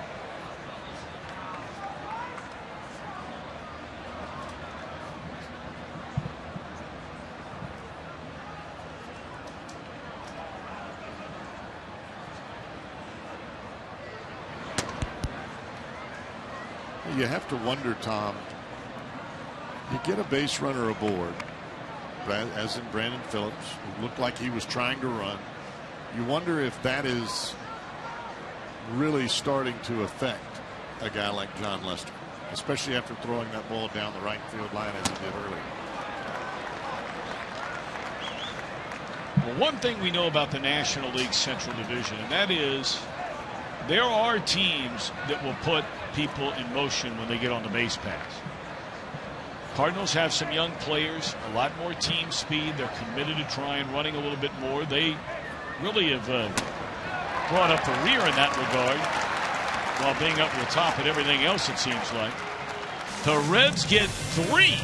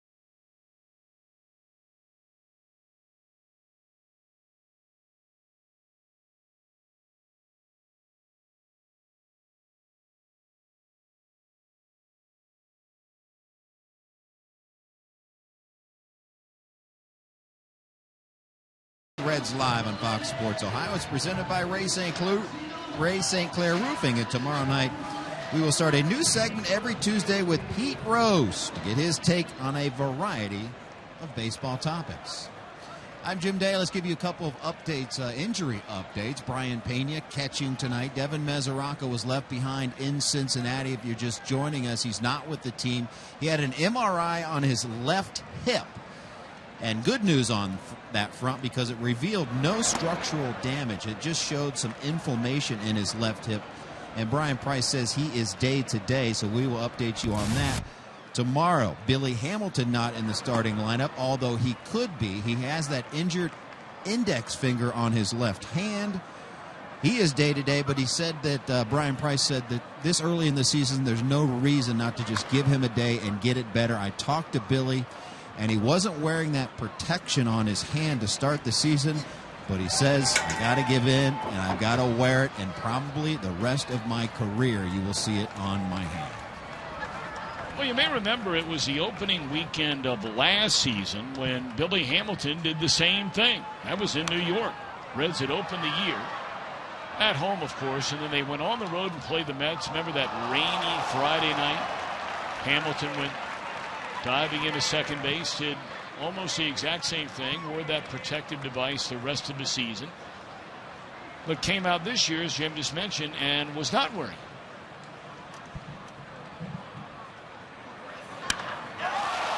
Clobbered into right field off the bat of Coghlan. He looks like a cleanup hitter tonight.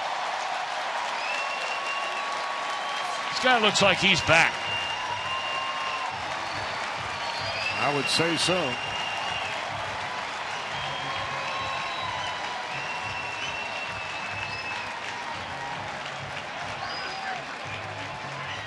Triple shy of the cycle at this point. Every time he's come to the plate, he's squared it up.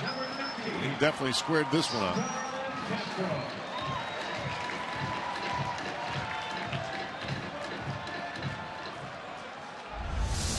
A career high against Mike Leake. He has allowed 7 hits in this game when he had 2 strikes on a batter.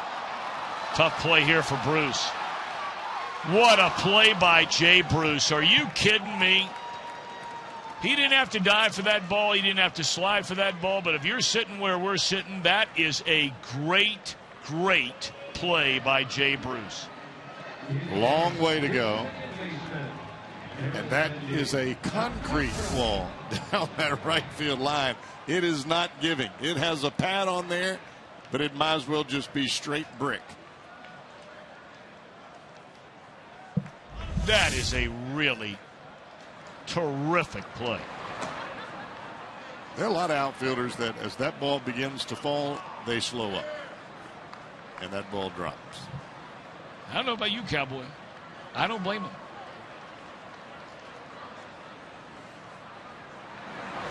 We saw Eric Davis in this ballpark when he first came to the major leagues. Sprinting full speed. You mentioned there's brick behind those vines out there. And, of course, the ivy will bloom here soon. It'll be green and beautiful, but it's a brick wall behind it. Eric Davis cracked his shoulder in half running into that wall.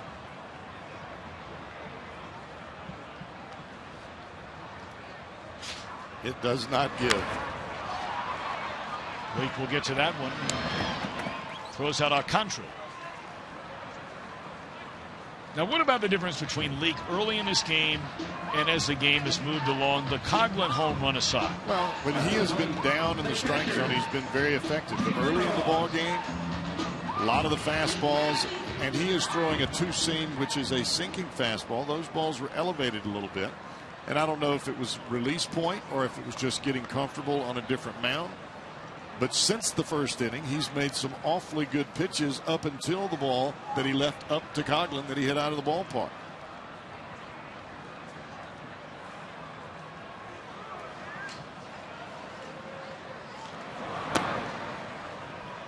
Lester has not officially been taken out of this game yet. Spot has not come up. He would be due up next, and they have a pinch hitter standing down there. In 2 starts now, he's gone 10 1/3 innings, allowed 18 hits, 6 of them for extra bases, and 8 make it 9 earned runs.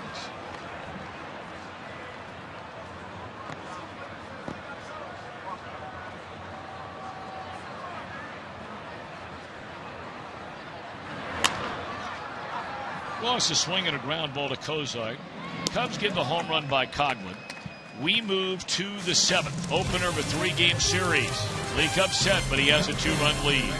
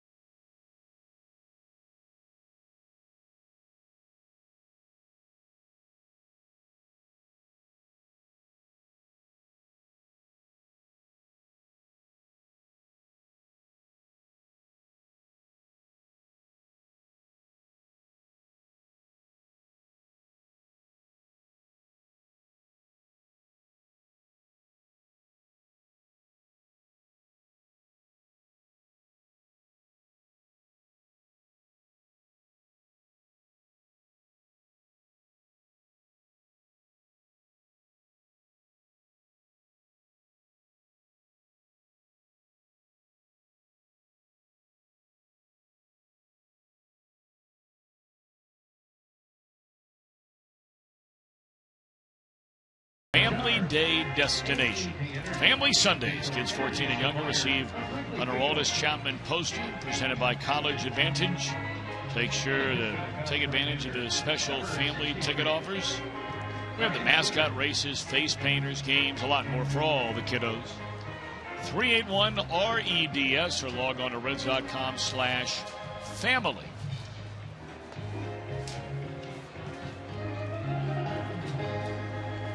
Close the book on John Lester. 3 runs allowed in his first inning, 3 runs allowed in his 6th and final inning. Reds lead by 2 and on to pitch. It was very good form last year, and this is one of the big questions about this Cub team.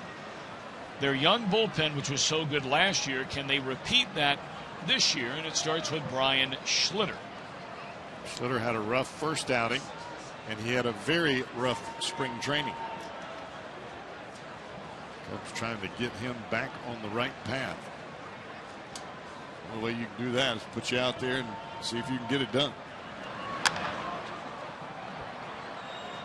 6 runs, 10 hits.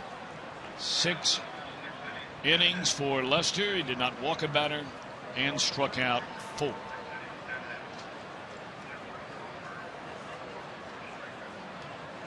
Negreanu for 3. 3 of his 4 outs have been hit to the shortstop Castro.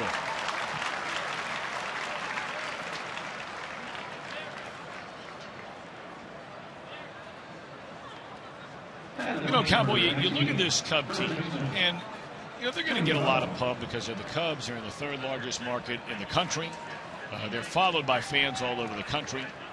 They bring in a guy like Joe Madden. You bring in John Lester. You have these young players coming up, et cetera, et cetera. You know, and when you evaluate a team's strengths and weaknesses, you never know about some of these young players, but they did sprinkle in some veterans. We talked about Montero, not in the lineup tonight. Fowler is now with the team, and you know, but I look at their bullpen, and I just referenced it a moment ago, but I'm curious as to your thoughts. The bullpen has long been one of the hardest parts of a club to be able to count on, year after year after year. Do you think that is a challenge for these youngsters in their bullpen this year? I do. That doesn't mean that they can't get it done. Sure. But they've got some hard throwers down there. They've got some guys that had some, like you said, had some pretty good years last year. But what separates you at this level is consistency, doing it year after year after year. Because in the bullpen, that is a place that a lot of clubs look to save some money. They sign a veteran pitcher, maybe to a minimum level contract with some incentives. If he does well, you don't mind paying him. If he doesn't, you cut him loose. It's just the nature of the game. That's where you've gone with it. Now, are there some high-paid closers and setup men out there? Sure there are. But not every club is able to do that.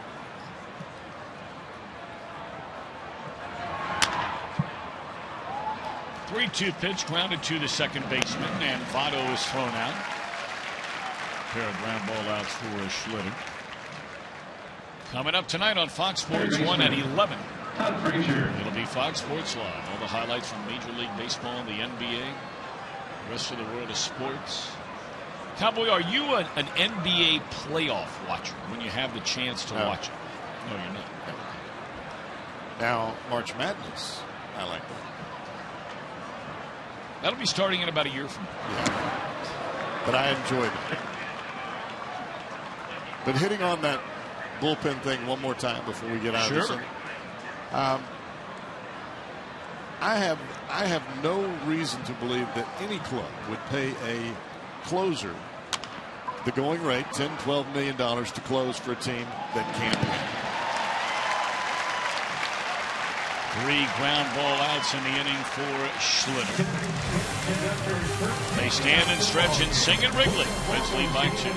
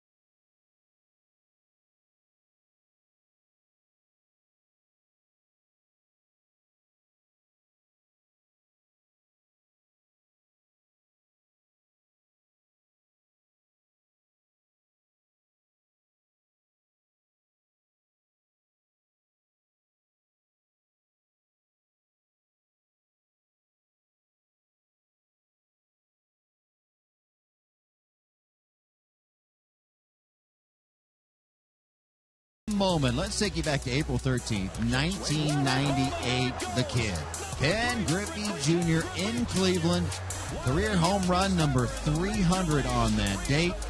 Would go on to play in a Reds uniform where he would end up with well over 600 home runs and book it. It's going to be a year or so here. First ballot Hall of Famer all the way. Thank you, Jim Day. Caesar pinch hitting to begin the inning for Schlitter, and he pops up to short left field. Mike Leake trying to get him through 7.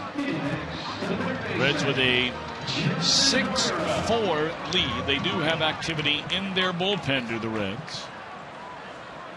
Both J.J. Hoover and Manny Parra, righty-lefty combo, working at the moment. So you never see it anymore. This is really the lone wolf now in Major League Baseball, where you see the bullpens on the field. Bullpens in the playing area. It's pretty cool to see it. I loved it. Now, when I was a rookie, I had won 6 consecutive games, and I was sitting down in that bullpen. The fans are right behind you. I mean, they can tap you on the shoulder. Yeah, you talk to them during the game. Yeah, you talk to them. They're right there. 6-0 I was. This will be out number 2. Go ahead. Guy grabs my hat as the game ends and took about half my head of hair with him. Really? So the old boy was a little fired up. And I started up into those stands, and then I realized probably going to get another hat. I remember that. What year was that? It was 1989. 89. I remember seeing the highlights. Ultimately, they caught it on television, right? Yes, ultimately, the Giants got the best of the Cubs that year, so I didn't feel too bad. But my very next game with that new hat was an L, and I was 6-1. Really? You got it. So whoever that clown is that stole my hat, I'm not real happy about it. You know, it's funny you bring that up because I saw a guy before the game walking around with a really dirty, beat-up Giants cap. I thought, what's he doing here? I'm going to go find that guy. Yeah. A 6-pitch inning. Reds lead by 2. They bat the 8th.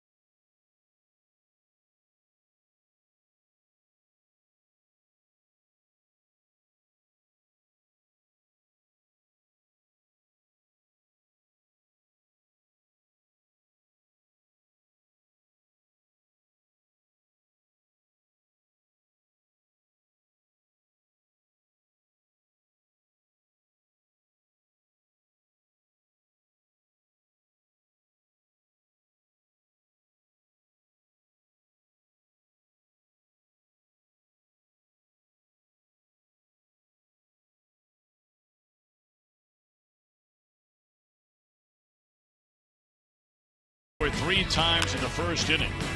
A triple by Votto. He scored on a double by Frazier.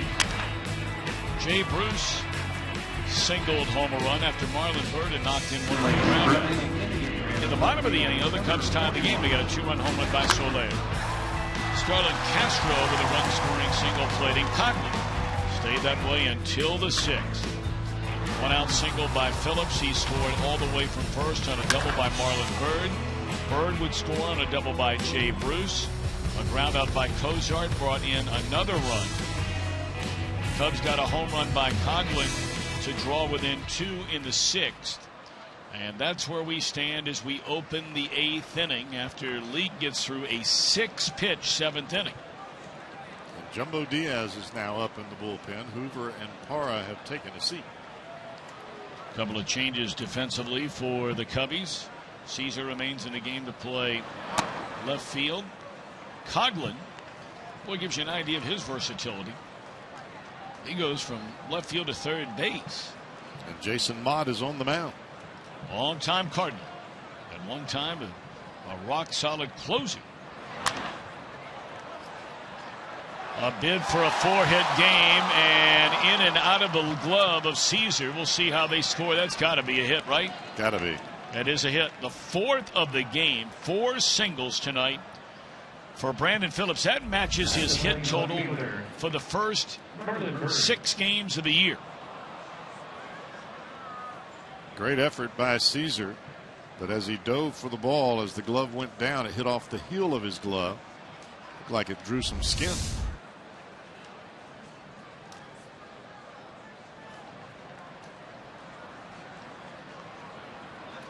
Been a good night for a lot of Reds. Not only Brandon Phillips, the 4 hits in the game, but Marlon Byrd. Jam with a fastball there. 1 away. Byrd with a couple of runs batted in tonight, his first 2 in a Reds uniform.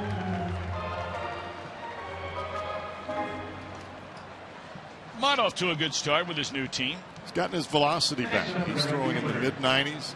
We've seen him 98, 99 when he was closing for the Cardinals. Of course, he had Tommy John surgery. Ended up coming back for a year with the Cardinals. Never quite regained that closer form. And now that they have Trevor Rosenthal, Mott has moved on to the Cubbies. And I mean, that's like the Hatfields and McCoy stuff. Yeah. So going from the Dodgers to the Giants or vice versa. Or Yankees, Red Sox, if you will.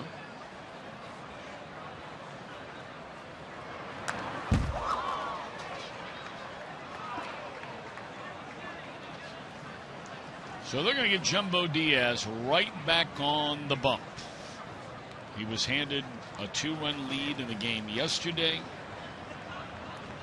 after throwing the ball so well his first 3 times out this year. He allowed a single to Matt Holliday and then a home run, which tied the game to the very next batter, Johnny Peralta.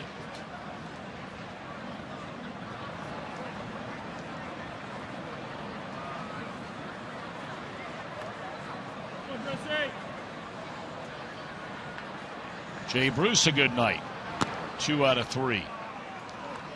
2 runs batted in, a stolen base, and a run scored. Diaz was the pitcher in that inning yesterday with the debacle behind home plate with Mesoraco tagging the runner. It was ruled safe, throwing to third, had the double play, and then it was overturned. But Diaz was able to have to stand out there for almost 4.5 minutes and still able to come back. And this was after the first 2 batters, as you said, single by Holliday, home run by Peralta, and then he had to go to work. Well, you may remember through all of that, as you mentioned, the Cardinals had a chance to take the lead in that inning with 2nd and 3rd and 1 out. And he got the last 2 batters on pop outs to shortstop. Bruce gone swinging, and they're 2 away in the inning.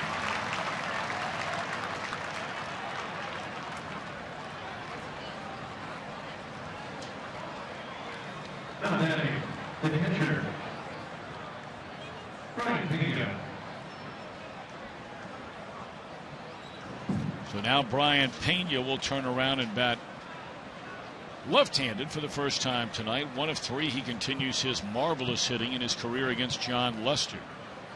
He should add 2 hits. Fowler took away a hit and a diving stab in center field. That one gets away from Ross. And now Brandon able to advance into scoring position.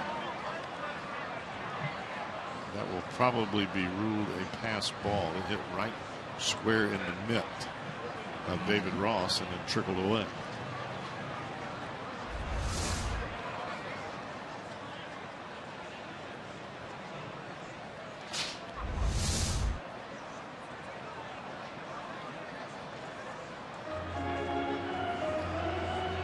Cowboy, from time to time, I love to ask you about this. We're going to follow David Ross. I would imagine he's saying to Mott, okay, runner at second now, we're going to change up the signs. Walk us through on the mound, and I know you don't know the Cubs signs. You're going to give a series of signs, whether it be 1, 2, 3. Some guys do a lot of touches. all you're trying to do is keep the runner at second base from being able to know exactly what the sign is that you give and relay it to the batter at the plate. It does happen. But I mean, when you're on the mound, do you ever forget which of those you just agreed to? I'm not being facetious about it. Yes.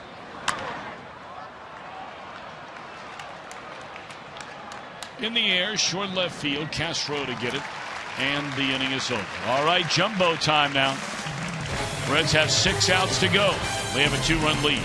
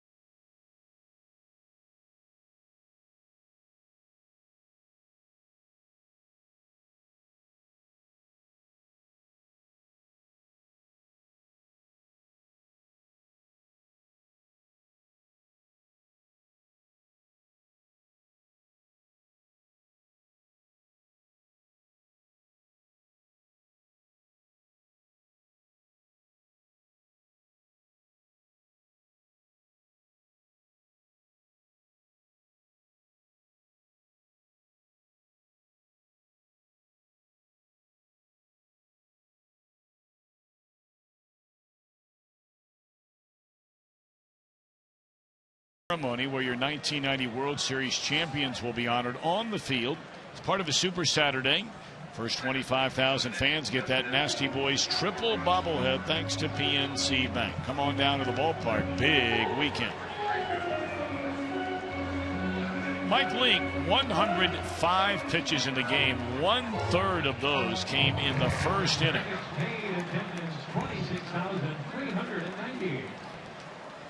Those 7 innings allow 7 hits, 4 runs, and now trying to protect a 2-run lead for a second straight day in the 8th inning. I think it's important that Diaz, for himself, comes back out and gets the job done here tonight. You're going to be the 8th inning guy. You're going to be the guy that pitches right before Chapman. There are going to be some bumps in the road. But what you've got to figure out, especially as an inexperienced major leaguer, even though Diaz was up all of last year, you're going to pitch in that role of responsibility. You've got to be able to handle the good with the bad. We have a left-handed batter in Rizzo to lead things off, and a right-handed batter in Soler, then a lefty in Coghlan. That's what you brought up earlier about not wanting to have the lefties Rizzo, Coghlan back-to-back. Rizzo 2 out of 3. Pair of singles and a run scored. That one almost hit him.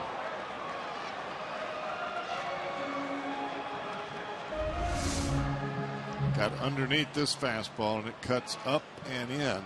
Almost got the jersey of Anthony Rizzo. The Reds did have Manny Parra up throwing in the 7th inning. If you're wondering, Rizzo in his career is a .227 hitter against left-handers. Now, last year he hit .300 against him, and he did hit 8 home runs. But the other 2 years in his career were dismal against lefties, so perhaps he's getting it figured out. 3-1 on Rizzo.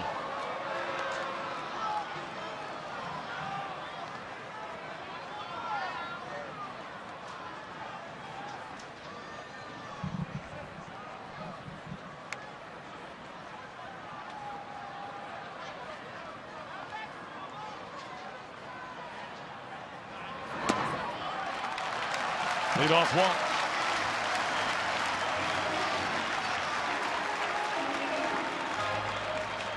It's the toughest part, Tom, when you switch from pitching in the 5th or the 6th inning, and all of a sudden you're pitching in the 8th when your team is winning by 1 or 2 runs, trying to set things up for your closer. There's a different amount of adrenaline. There's a different amount of anxiety, and you've got to be able to handle that if you want to have that spot, because that is a spot of responsibility and expectation. You know you're going to be out there every time the 8th inning rolls around and you've got a 3-run lead or less. Just threw the fastball at 97 miles per hour, swing and a miss by Soler. And make no mistake, the Reds are searching for the guy who can, fill in the requirement for that spot.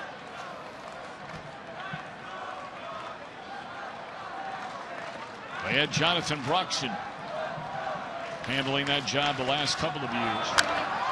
And we don't see pitchers in the American League. We saw all those in the National League. It's hard to imagine a team had a better 8th inning pitcher in all of baseball than the Reds had with Jonathan Broxton. They traded him, of course, last year to Milwaukee, where he continues to set up Rodriguez. Straightaway center field. 2 days in a row, Jumbo gives up the 2-run lead in the 8th inning.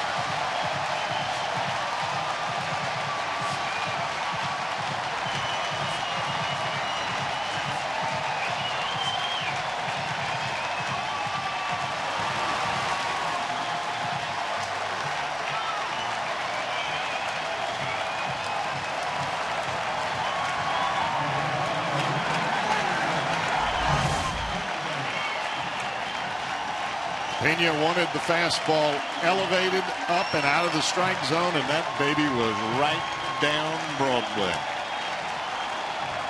4 consecutive fastballs, and Soler didn't miss the last one.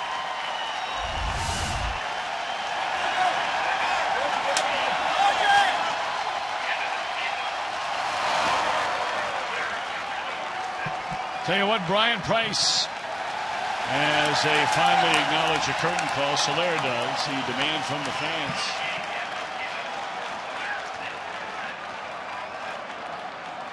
Brian Price and the Reds need to find an answer right quick in this 8th inning.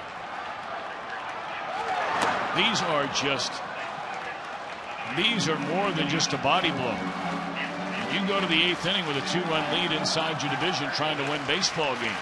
Well, it doesn't just affect the guys in the bullpen, it affects your entire clubhouse, because your expectation is when you get to the 8th inning and you've got a 2 or 3-run lead, you expect to be going home happy.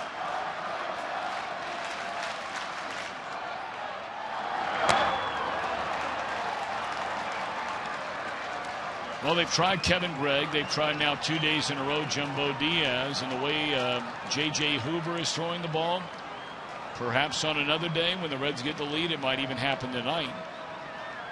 Well, tonight it's not going to happen because it'll be Chapman tonight. But if they get the lead tomorrow night, it might be J.J. Hoover's turn. 1 away in the inning.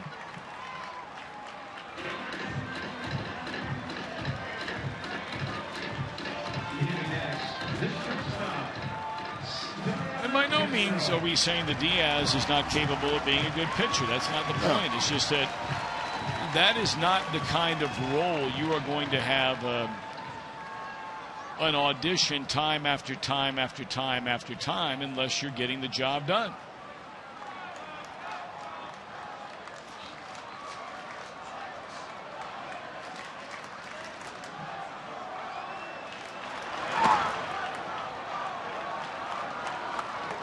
Well, immediately after the home run, we start to see more breaking balls from Diaz. Now, granted, he throws the ball in the mid to upper 90s. I understand that.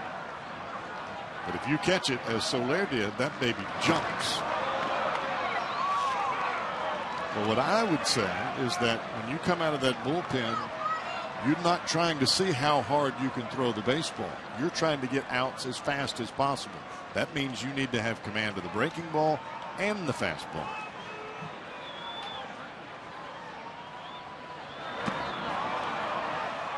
And really, he has made Castro look very bad on a couple of breaking balls in this at bat. 2 in a row.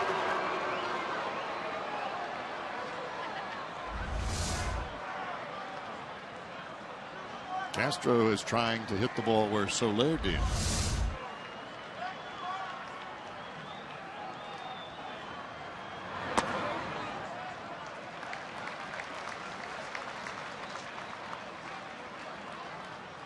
So the Reds had a 3-0 lead. The Cubs came back to tie it. Reds went ahead 6-3. Cubs made it 6-4, and now they get the 2-run home run, a second of the game by Soler to tie it at 6 in the 8th inning. A no decision for Leake, who really gutted out. Pretty nice performance here tonight after a very shaky start. Lester gave up 6 in 6, and he is taken off the hook.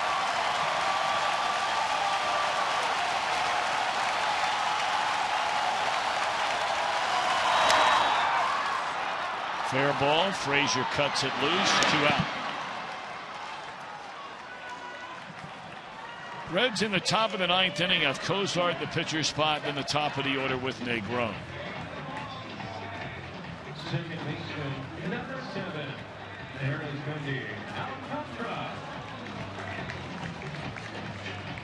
Arismendi Alcantara. Looks like Pedro Strop warming up in the Cubs bullpen. Hard throwing right-hander in his own right.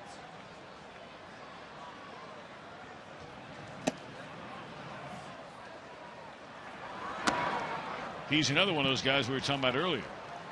Strop, Schlitter, Rondon. All young guys pitching for a bad Cub team the last couple of years, but doing a good job. 2-0 on Alcantara.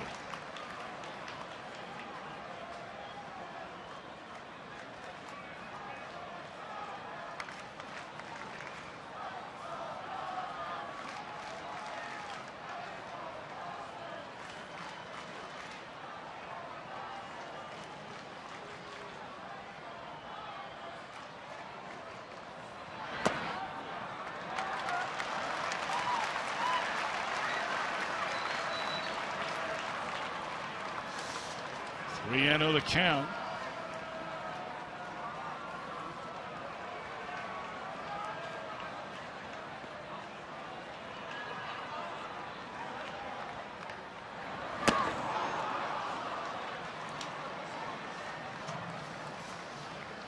How about that? Arismendi Alcantara swinging 3-0. Stunned. After 3 consecutive pitches out of the strike zone, and that was a ball there.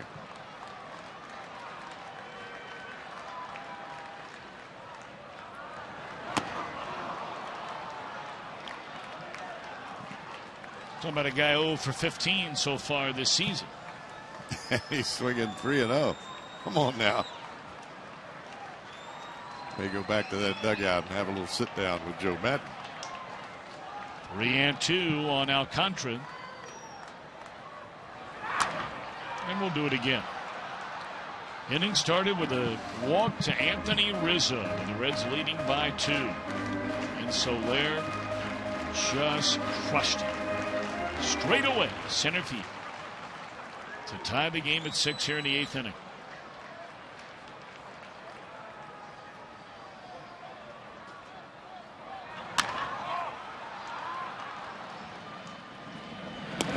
And that'll do it. But damage done. A 2-run home run by Soler. We're off to the 9th in a 6-6 game.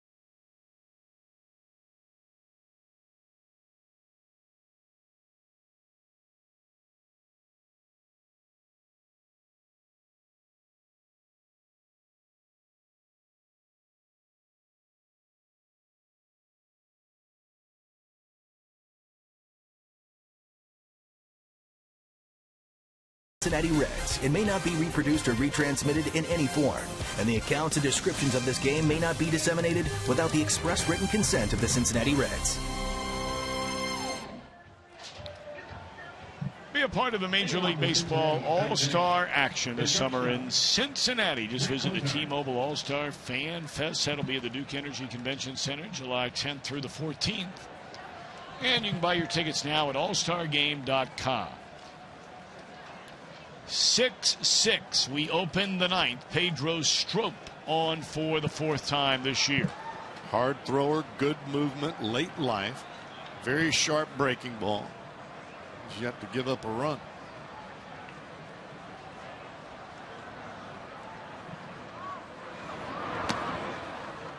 Cozart to start things, and right now it is Skip Schumacher standing in the on-deck circle. He would bat for Jumbo Diaz.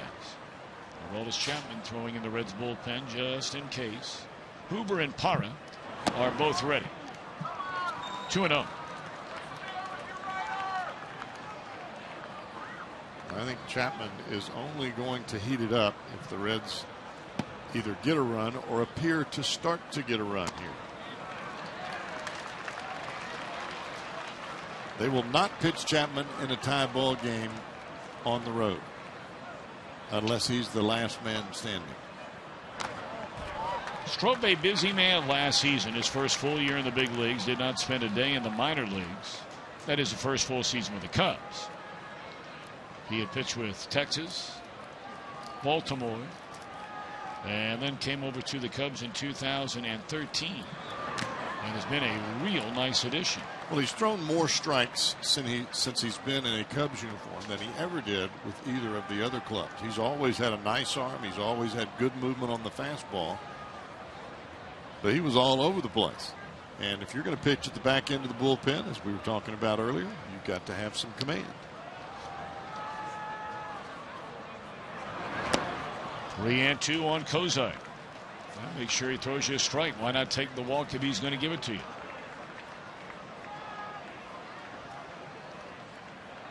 Cozart 1 of 3. Fielder's choice RBI in the 6th inning. We'll do it again at 3-2.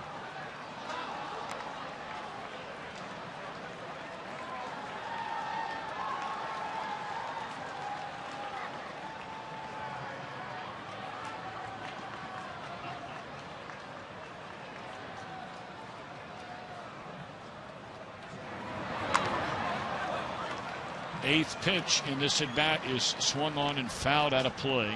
Still a 3-2 count on Cozart. You know, you said it earlier, Tom, about Cozart's ability making contact. He just looks more confident and comfortable in the batter's box than what we saw at any point in time last year. That's a good sign.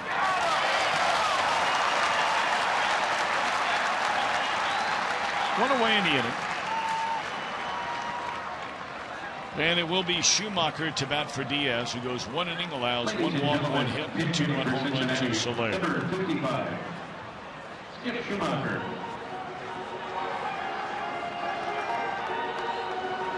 And they play Skip to Baloo, My Darling on the keyboards. I have a feeling Skip Schumacher has heard that before, don't you? I would say so. Somewhere along the line.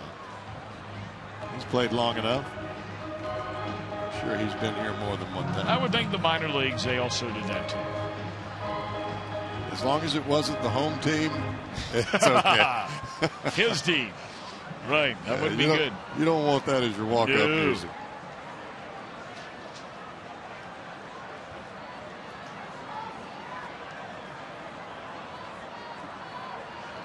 Reds would love to get to Votto here in this inning, give him a chance to give him the lead. He's due up 4th in the inning. That would mean either Schumacher or Negron needs to reach.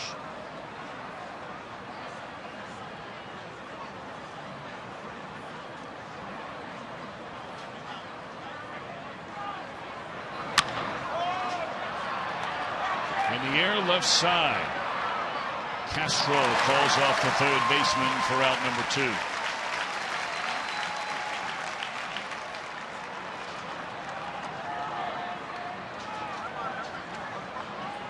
Nearly 27,000 on this Monday night in Chicago. Of course, the seating capacity is cut way down with no bleachers. And again, for those of you just joining us, down the left field line all the way over into center field, they're going to open those babies up sometime at the end of May, early June. There will be no bleachers where you see all that construction going on out in right field this season. Well, if you're a Cubs fan tonight, you've gotten your money's worth. We're tied at 6 in the ninth. Straight away center field, a 1-2-3 inning for Stroke. Cubs will bat in the bottom half. We're in a 6-6 game.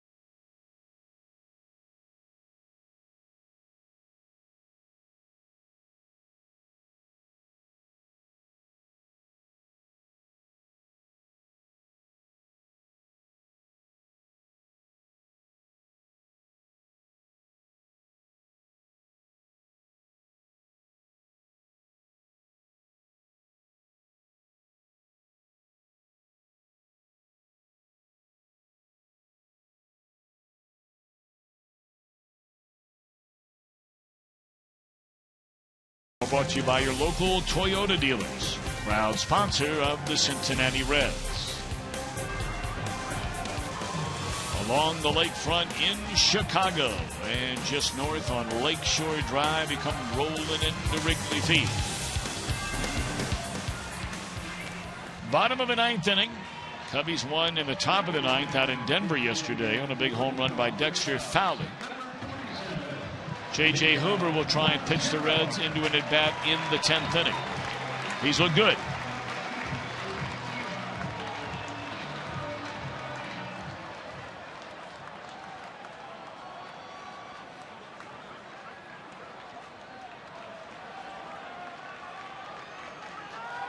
It's like Rondon throwing down in the Cubs bullpen.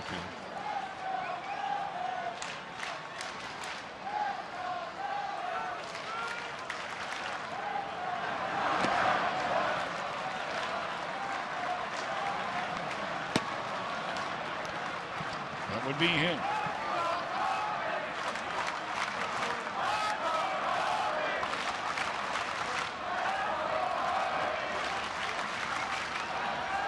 Miguel Montero, the everyday catcher for the Arizona Diamondbacks over the last 5 years.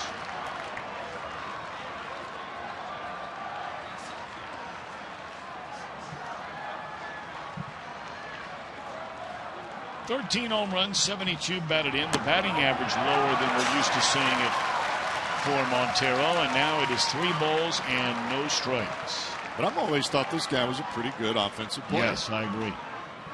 He's a good player, period. He's a good leader.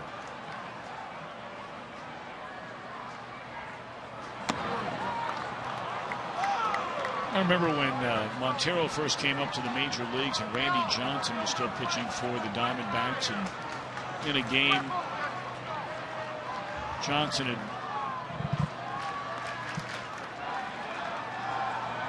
shook him off a couple of times. There's ball 4 to begin the bottom of the ninth. That's the way the 8th inning started. Anyway, long story short, Montero kept calling for fastballs. Johnson kept wanting sliders. He hung a couple up. And a line drive was hit right back that hit Johnson in the shin. He's lucky he didn't break his leg. And as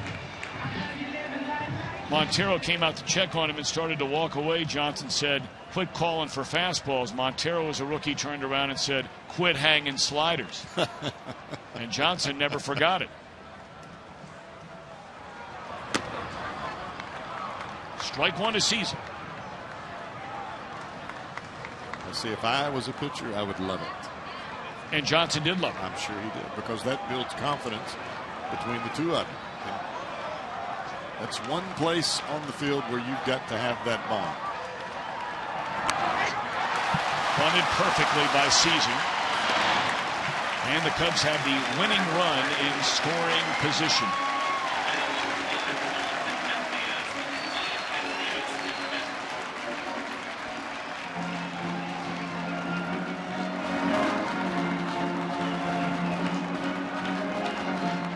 You mentioned the Cubs are carrying 3 catchers. They will send one of them up to bat now, Wellington Castillo.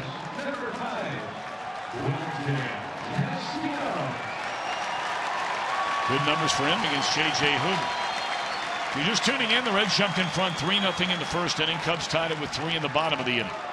Stayed that way until the 6th. The Reds scored 3 against John Lester.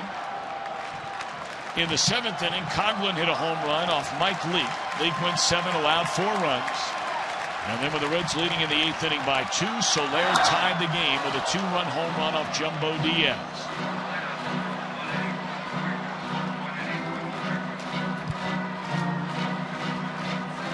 Strop a perfect inning with a strikeout.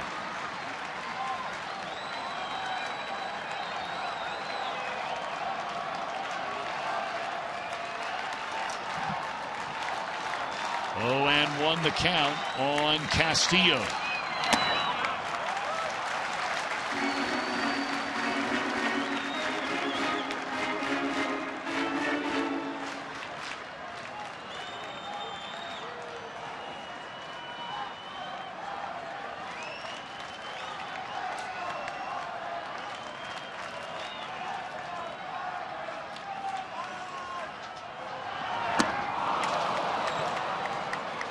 One and 2.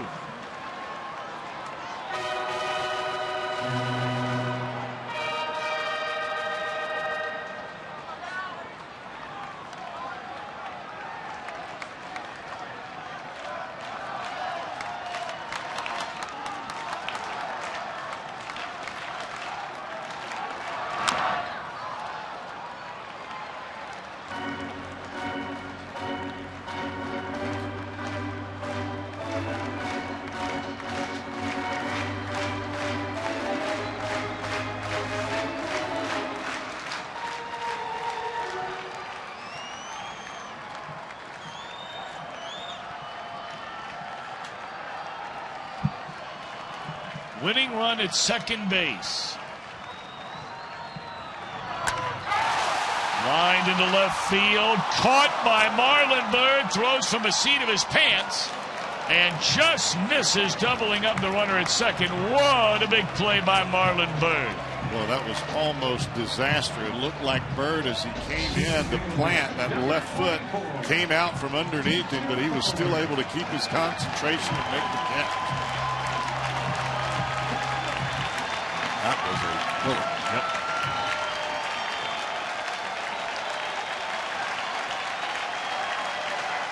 Fowler was the hero yesterday in Denver. And 2 outs in the top of the 9th inning and 2 strikes. He clubbed a 3-run home run, which wound up winning the game.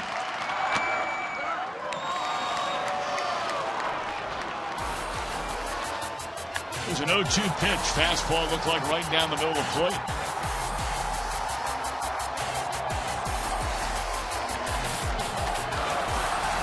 That proved to be a series win for the Cubs. Down to Votto, bobbles, has time, and the inning is over. So Huber pitches around a leadoff walk. The Reds are already set to play now their 3rd extra inning game of this season.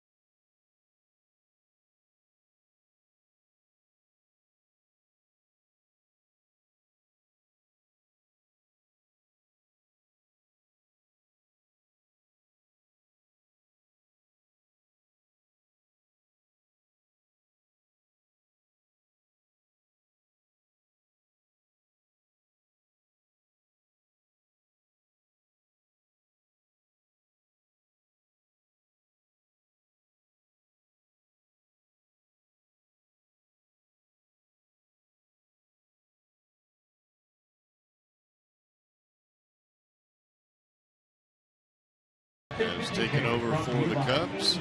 Extra innings baseball, as Tom said, this has become a regular thing for the Redlegs. Rondon, a hard thrower, closer for this Cubs ball club. Between he and Stroke, they have yet to give up a run in their 8th and 9th inning work. Miguel Montero will stay in the game after batting for David Ross. He will catch, and he's the last catcher they have, because they used Castillo, their third catcher, to pinch hit a moment ago. Rondon, 27 years old, from Venezuela. And the Reds have the heart of the order coming up. Rondon had 29 saves and a minuscule 2.4 ERA last year. Only walked 15 batters in 63 innings. And you look back at Rondon's season, it seemed like the beginning of the season things were a little bit shaky, not quite as consistent. As the season went on and they put him in this late inning spot, he flourished. 1-2 on Joey Votto. Votto had a triple his first time up down the right field line and scored. He has been retired 3 times in a row since.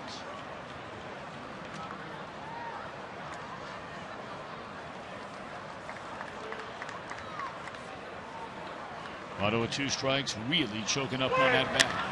And he puts a charge into one to right field. But Soler will watch it fly off the wall and into the vines. Votto will pull up with a double. That had a weird look to it, didn't it? Well, it's almost that Barry Bonds effect, if you will. I saw Bonds choke up so many times, but when you barrel up the ball with that quickness, and this breaking ball really speeds up the bat of Votto, it was down and in, and he put it right on the money. If that ball is to the center field side, even another foot or two, it's in the basket, and that's a homer.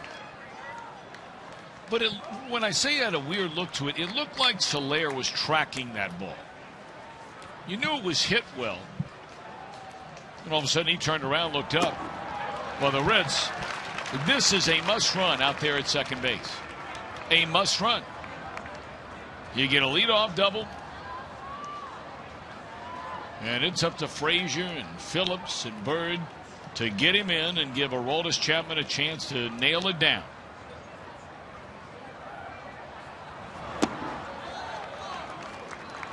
Frazier, like Votto, an extra base hit his first time up. He had a double that knocked in Joey. Later scored in the 3-run first. Has been retired 3 times in a row since.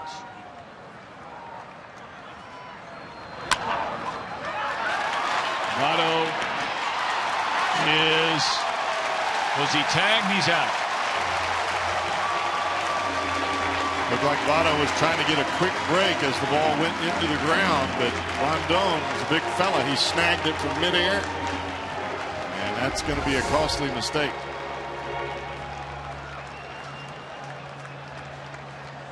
In the next, second baseman, Phillips.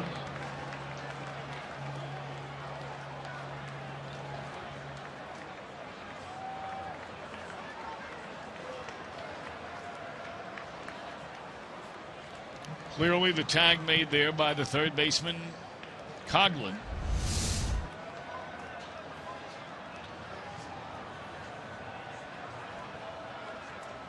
So now Brandon Phillips, and has been a perfect 4-for-4 night for him. That one high and tight. He checks his swing trying to get out of the way. They appeal and said no, he did not go around.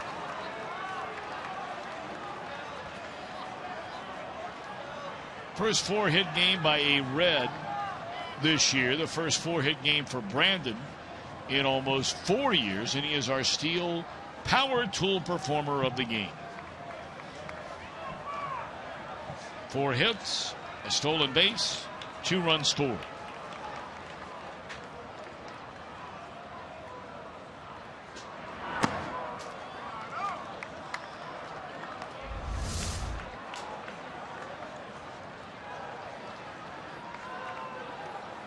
That was the first pitch in this at bat where they appealed and he did not go around.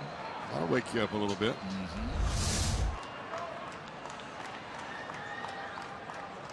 Frazier stole 20 bases a season ago. And that one is hit right on the nose, but right at the left fielder. That's the hardest ball Phillips has hit all day, and he doesn't get anything for it. That ball was smoked.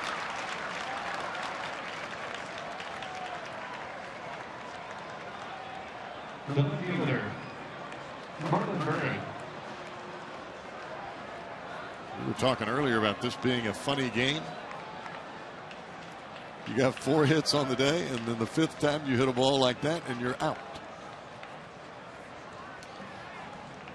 Reds had a leadoff double here in this top half of the 10th inning. And now they have a runner at first with 2 away. And here's Marlon Bird. 1 of 4, a couple of runs batted in tonight. Charging Coghlan, can't find the handle. So Jay Bruce will get a chance with a go-ahead run in scoring position and 2 out. Sure, that'll be an infield hit.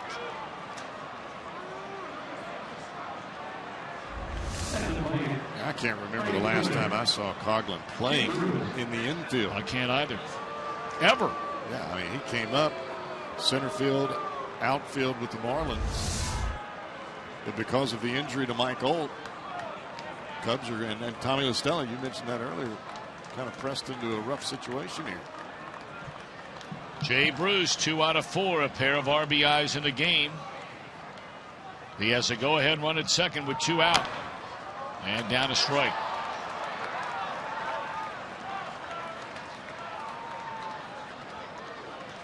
That timely hit eluded the Reds inning after inning after inning yesterday when they had multiple chances. Of course, a couple times all it took was a simple fly ball had they executed one of the 2 sacrifice bunt attempts.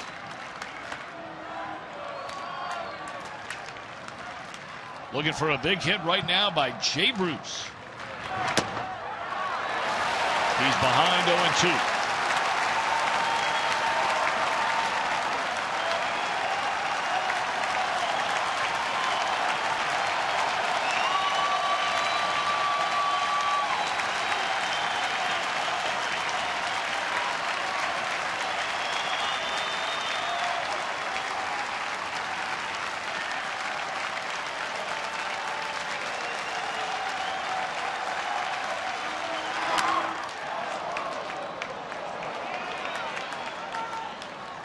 You were talking earlier about the different signs that you use from behind the plate.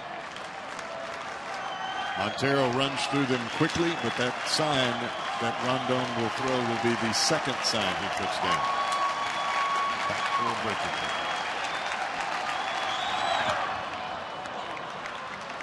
It's a nice block there by Montero, keeping the runner at second rather than third.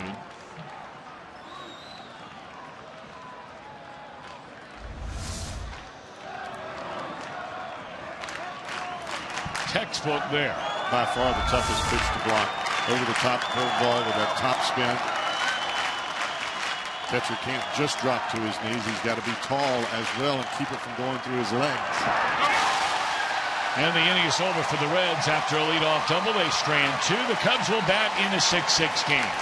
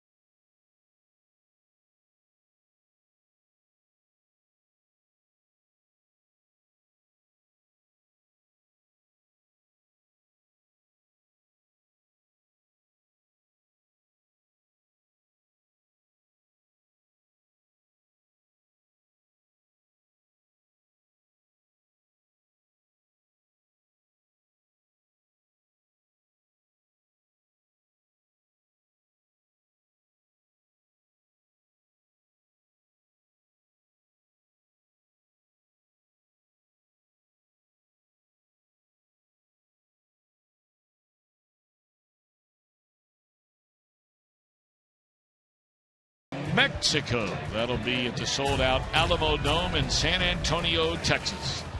Coverage on Wednesday begins at 8:30 Eastern only on Fox Sports 1, streaming live on Fox Sports Go. We go to the bottom of the 10th inning. Taking over on the mound, left-hander Manny Parra. He'll be facing the same batters that Jumbo Diaz had coming to the plate. Left, right, left. Rizzo, Soler, and Chris Coghlan.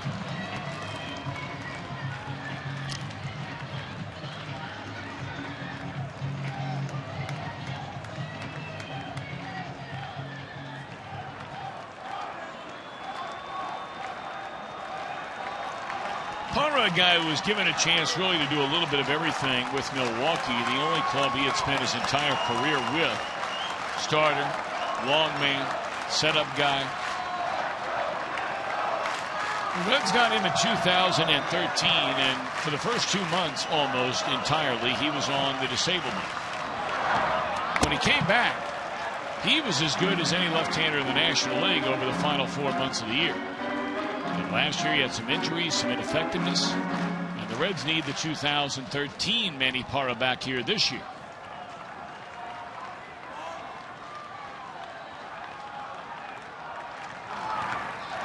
He has bounced a couple of them up there, and 2-0 on Rizzo. That one hurt Payne.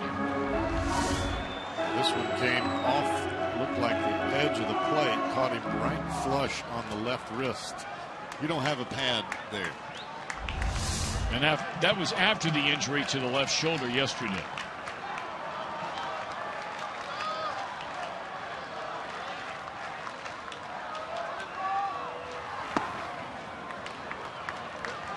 I told you a little while ago, Rizzo, his first 2 years, was right around 200 against left-handers.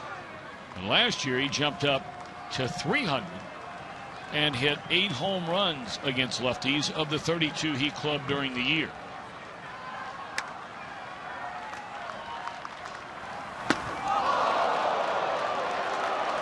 Pretty good pitch. Rizzo is really coming out over the plate for the breaking ball.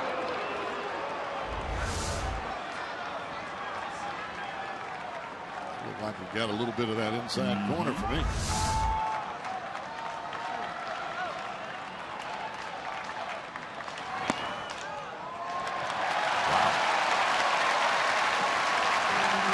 Rizzo walked, you may remember, to begin the 8th inning. Those last 2 pitches, I got to have one of them. Soler has been the man of the night for the Cubbies, along quite honestly with their bullpen. I mean, their bullpen has done the job. 4 innings, 3 hits, no walks, no runs.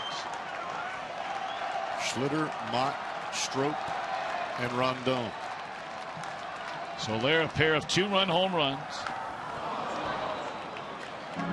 including the one which tied the game at our current count at 6 apiece in the 8th inning off Jumbo Diaz. Burke Badenhop, right-hander, throws in the Reds bullpen.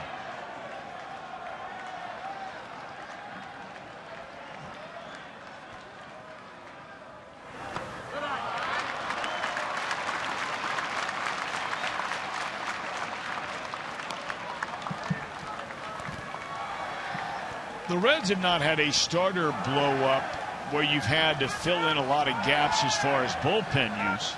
But with every game being tightly contested and every single game has come right down virtually to the final at bat.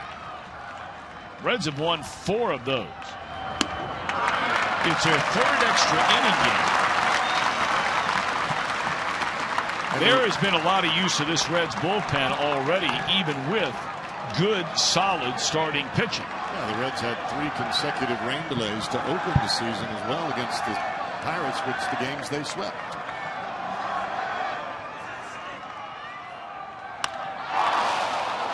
Two and two, way out in front of that.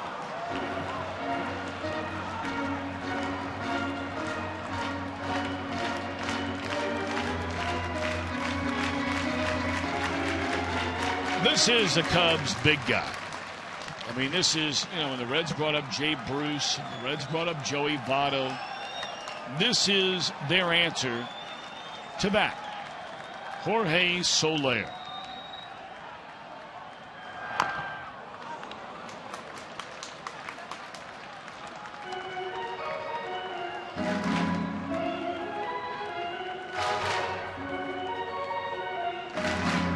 Well, if Chris Bryant is all that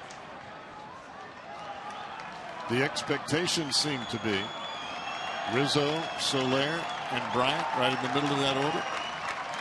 Pretty good power trio. 2-2 on Soler. Manny a look over at first. Short lead by Rizzo. He's not going anywhere. Time called.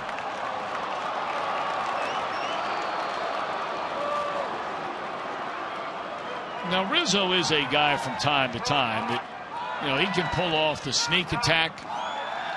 I think we'd all be surprised if that happened with Soler up there right now. I would tend to agree.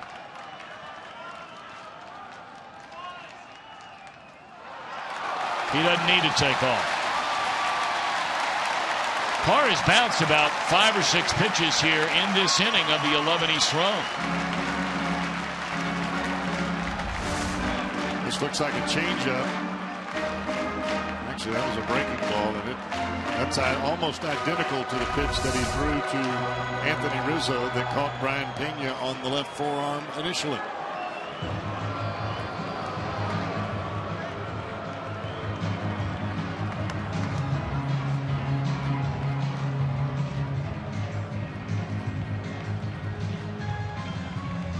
Each of the Reds relievers has walked a batter.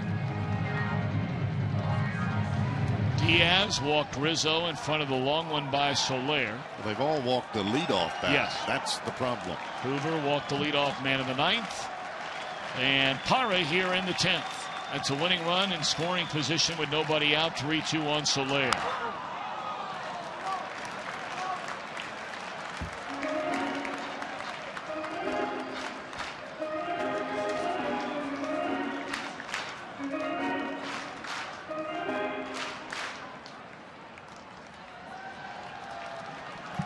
Days in a row where the Reds carried a lead into the 8th inning. 2 runs yesterday, 2 runs here tonight. 3-2 on the way. Base hit into left field. They are going to hold Rizzo at third. Well, that was an outstanding at bat by Soler.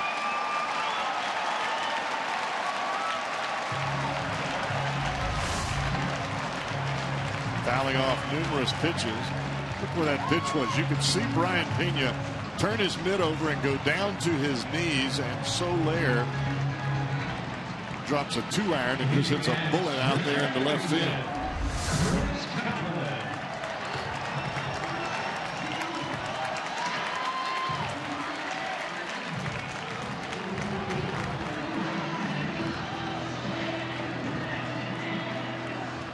Reds have had great success in this ballpark over the last 5 years. They're 9-2 in extra inning games in this park over the last 15 years. But they're in a heap of trouble right now. Winning run at third with nobody out. Infield in, outfield in, or in far enough to give them a chance anyway. Fresno not a burner by any means at third.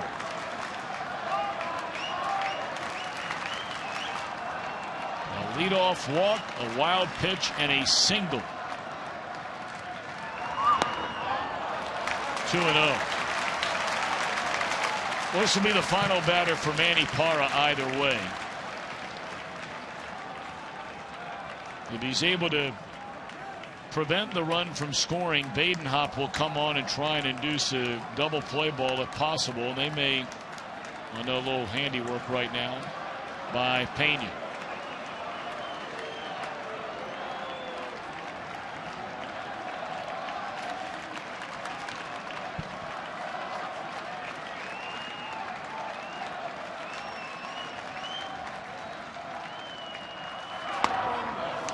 Good pitch here on the inside corner, 2-1.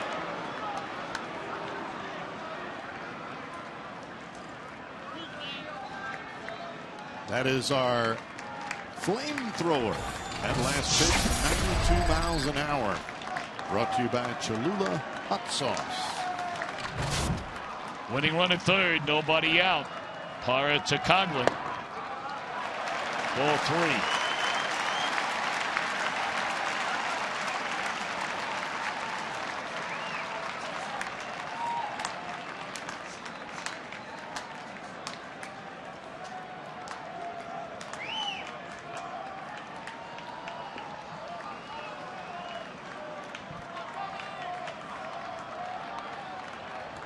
Three and one to Chris Coghlan. And Parra delivers. They're loaded with nobody out. Brian Price will come get Parra and we'll have a pitching change. Parra does not retire a single batter here in the bottom of the 10th inning. 2 walks and a hit. We'll take a break in the action. Cubs have them loaded. This will be our Skyline Chili call to the bullpen as Baden Hopp will enter in the stickiest of jams. They are loaded with nobody out.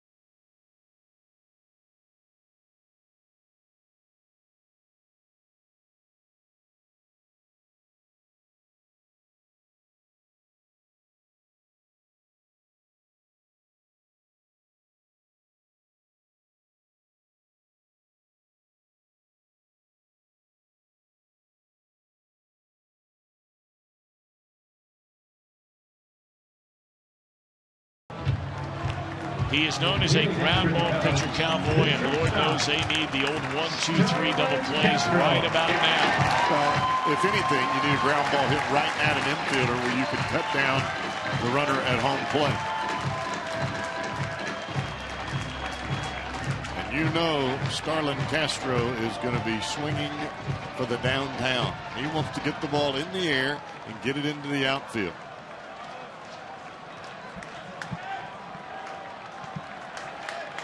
Infield in, really the outfield not as far in as one would think. I'm not sure any of the Reds outfielders would be able to throw out Rizzo on a fly ball where they are right now. They're strike one, Castro taking. Brennan Bosch replacing Jay Bruce out in right. He would bat 9th in the batting order, which means he'd be up 3rd if we get to the 11th inning, and there's work to do for that to happen. 0-1. 0-2.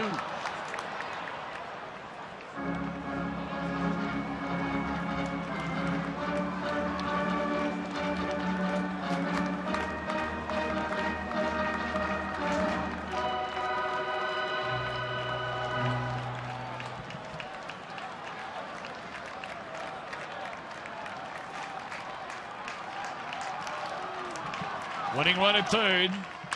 Ground ball to the shortstop.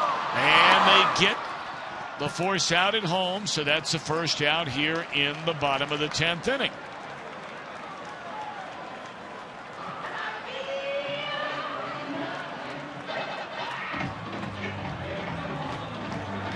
Now Alcantara. That is a huge out. Right to Kozar. Well, now saw those numbers rolling up the double play balls a year ago. Layden Hop, second most in all of Major League Baseball. But again, with one out in the inning, the Reds have the infield and the outfield brought in. So a double play ball, really, to have any chance to happen, would have to be right back to the pitcher. Yeah, the Reds are not playing for the double play up the middle. Strike one.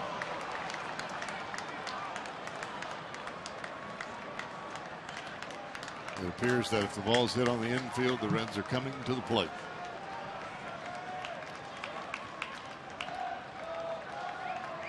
Winning run at third. And it's 0-2 on Alcantara.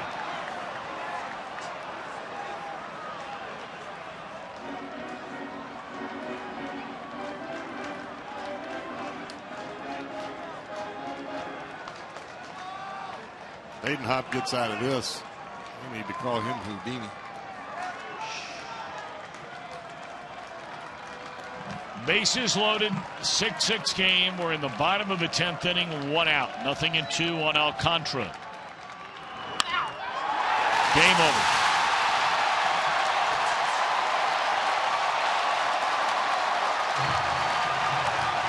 After going away back-to-back pitches on Alcantara, they set up inside. He shoots it into center field. And the Reds drop a one-run decision. Final count of 7-6. They had a pair of three-run leads in the game tonight.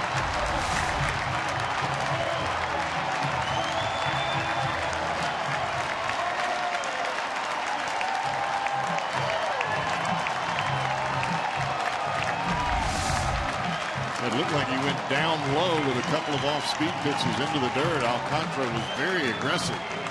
But that pitch just ran right back over the heart of the plate.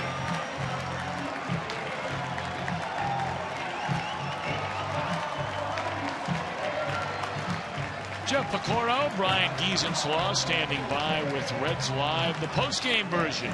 Cubs win it in the bottom of the 10th, 7-6 final.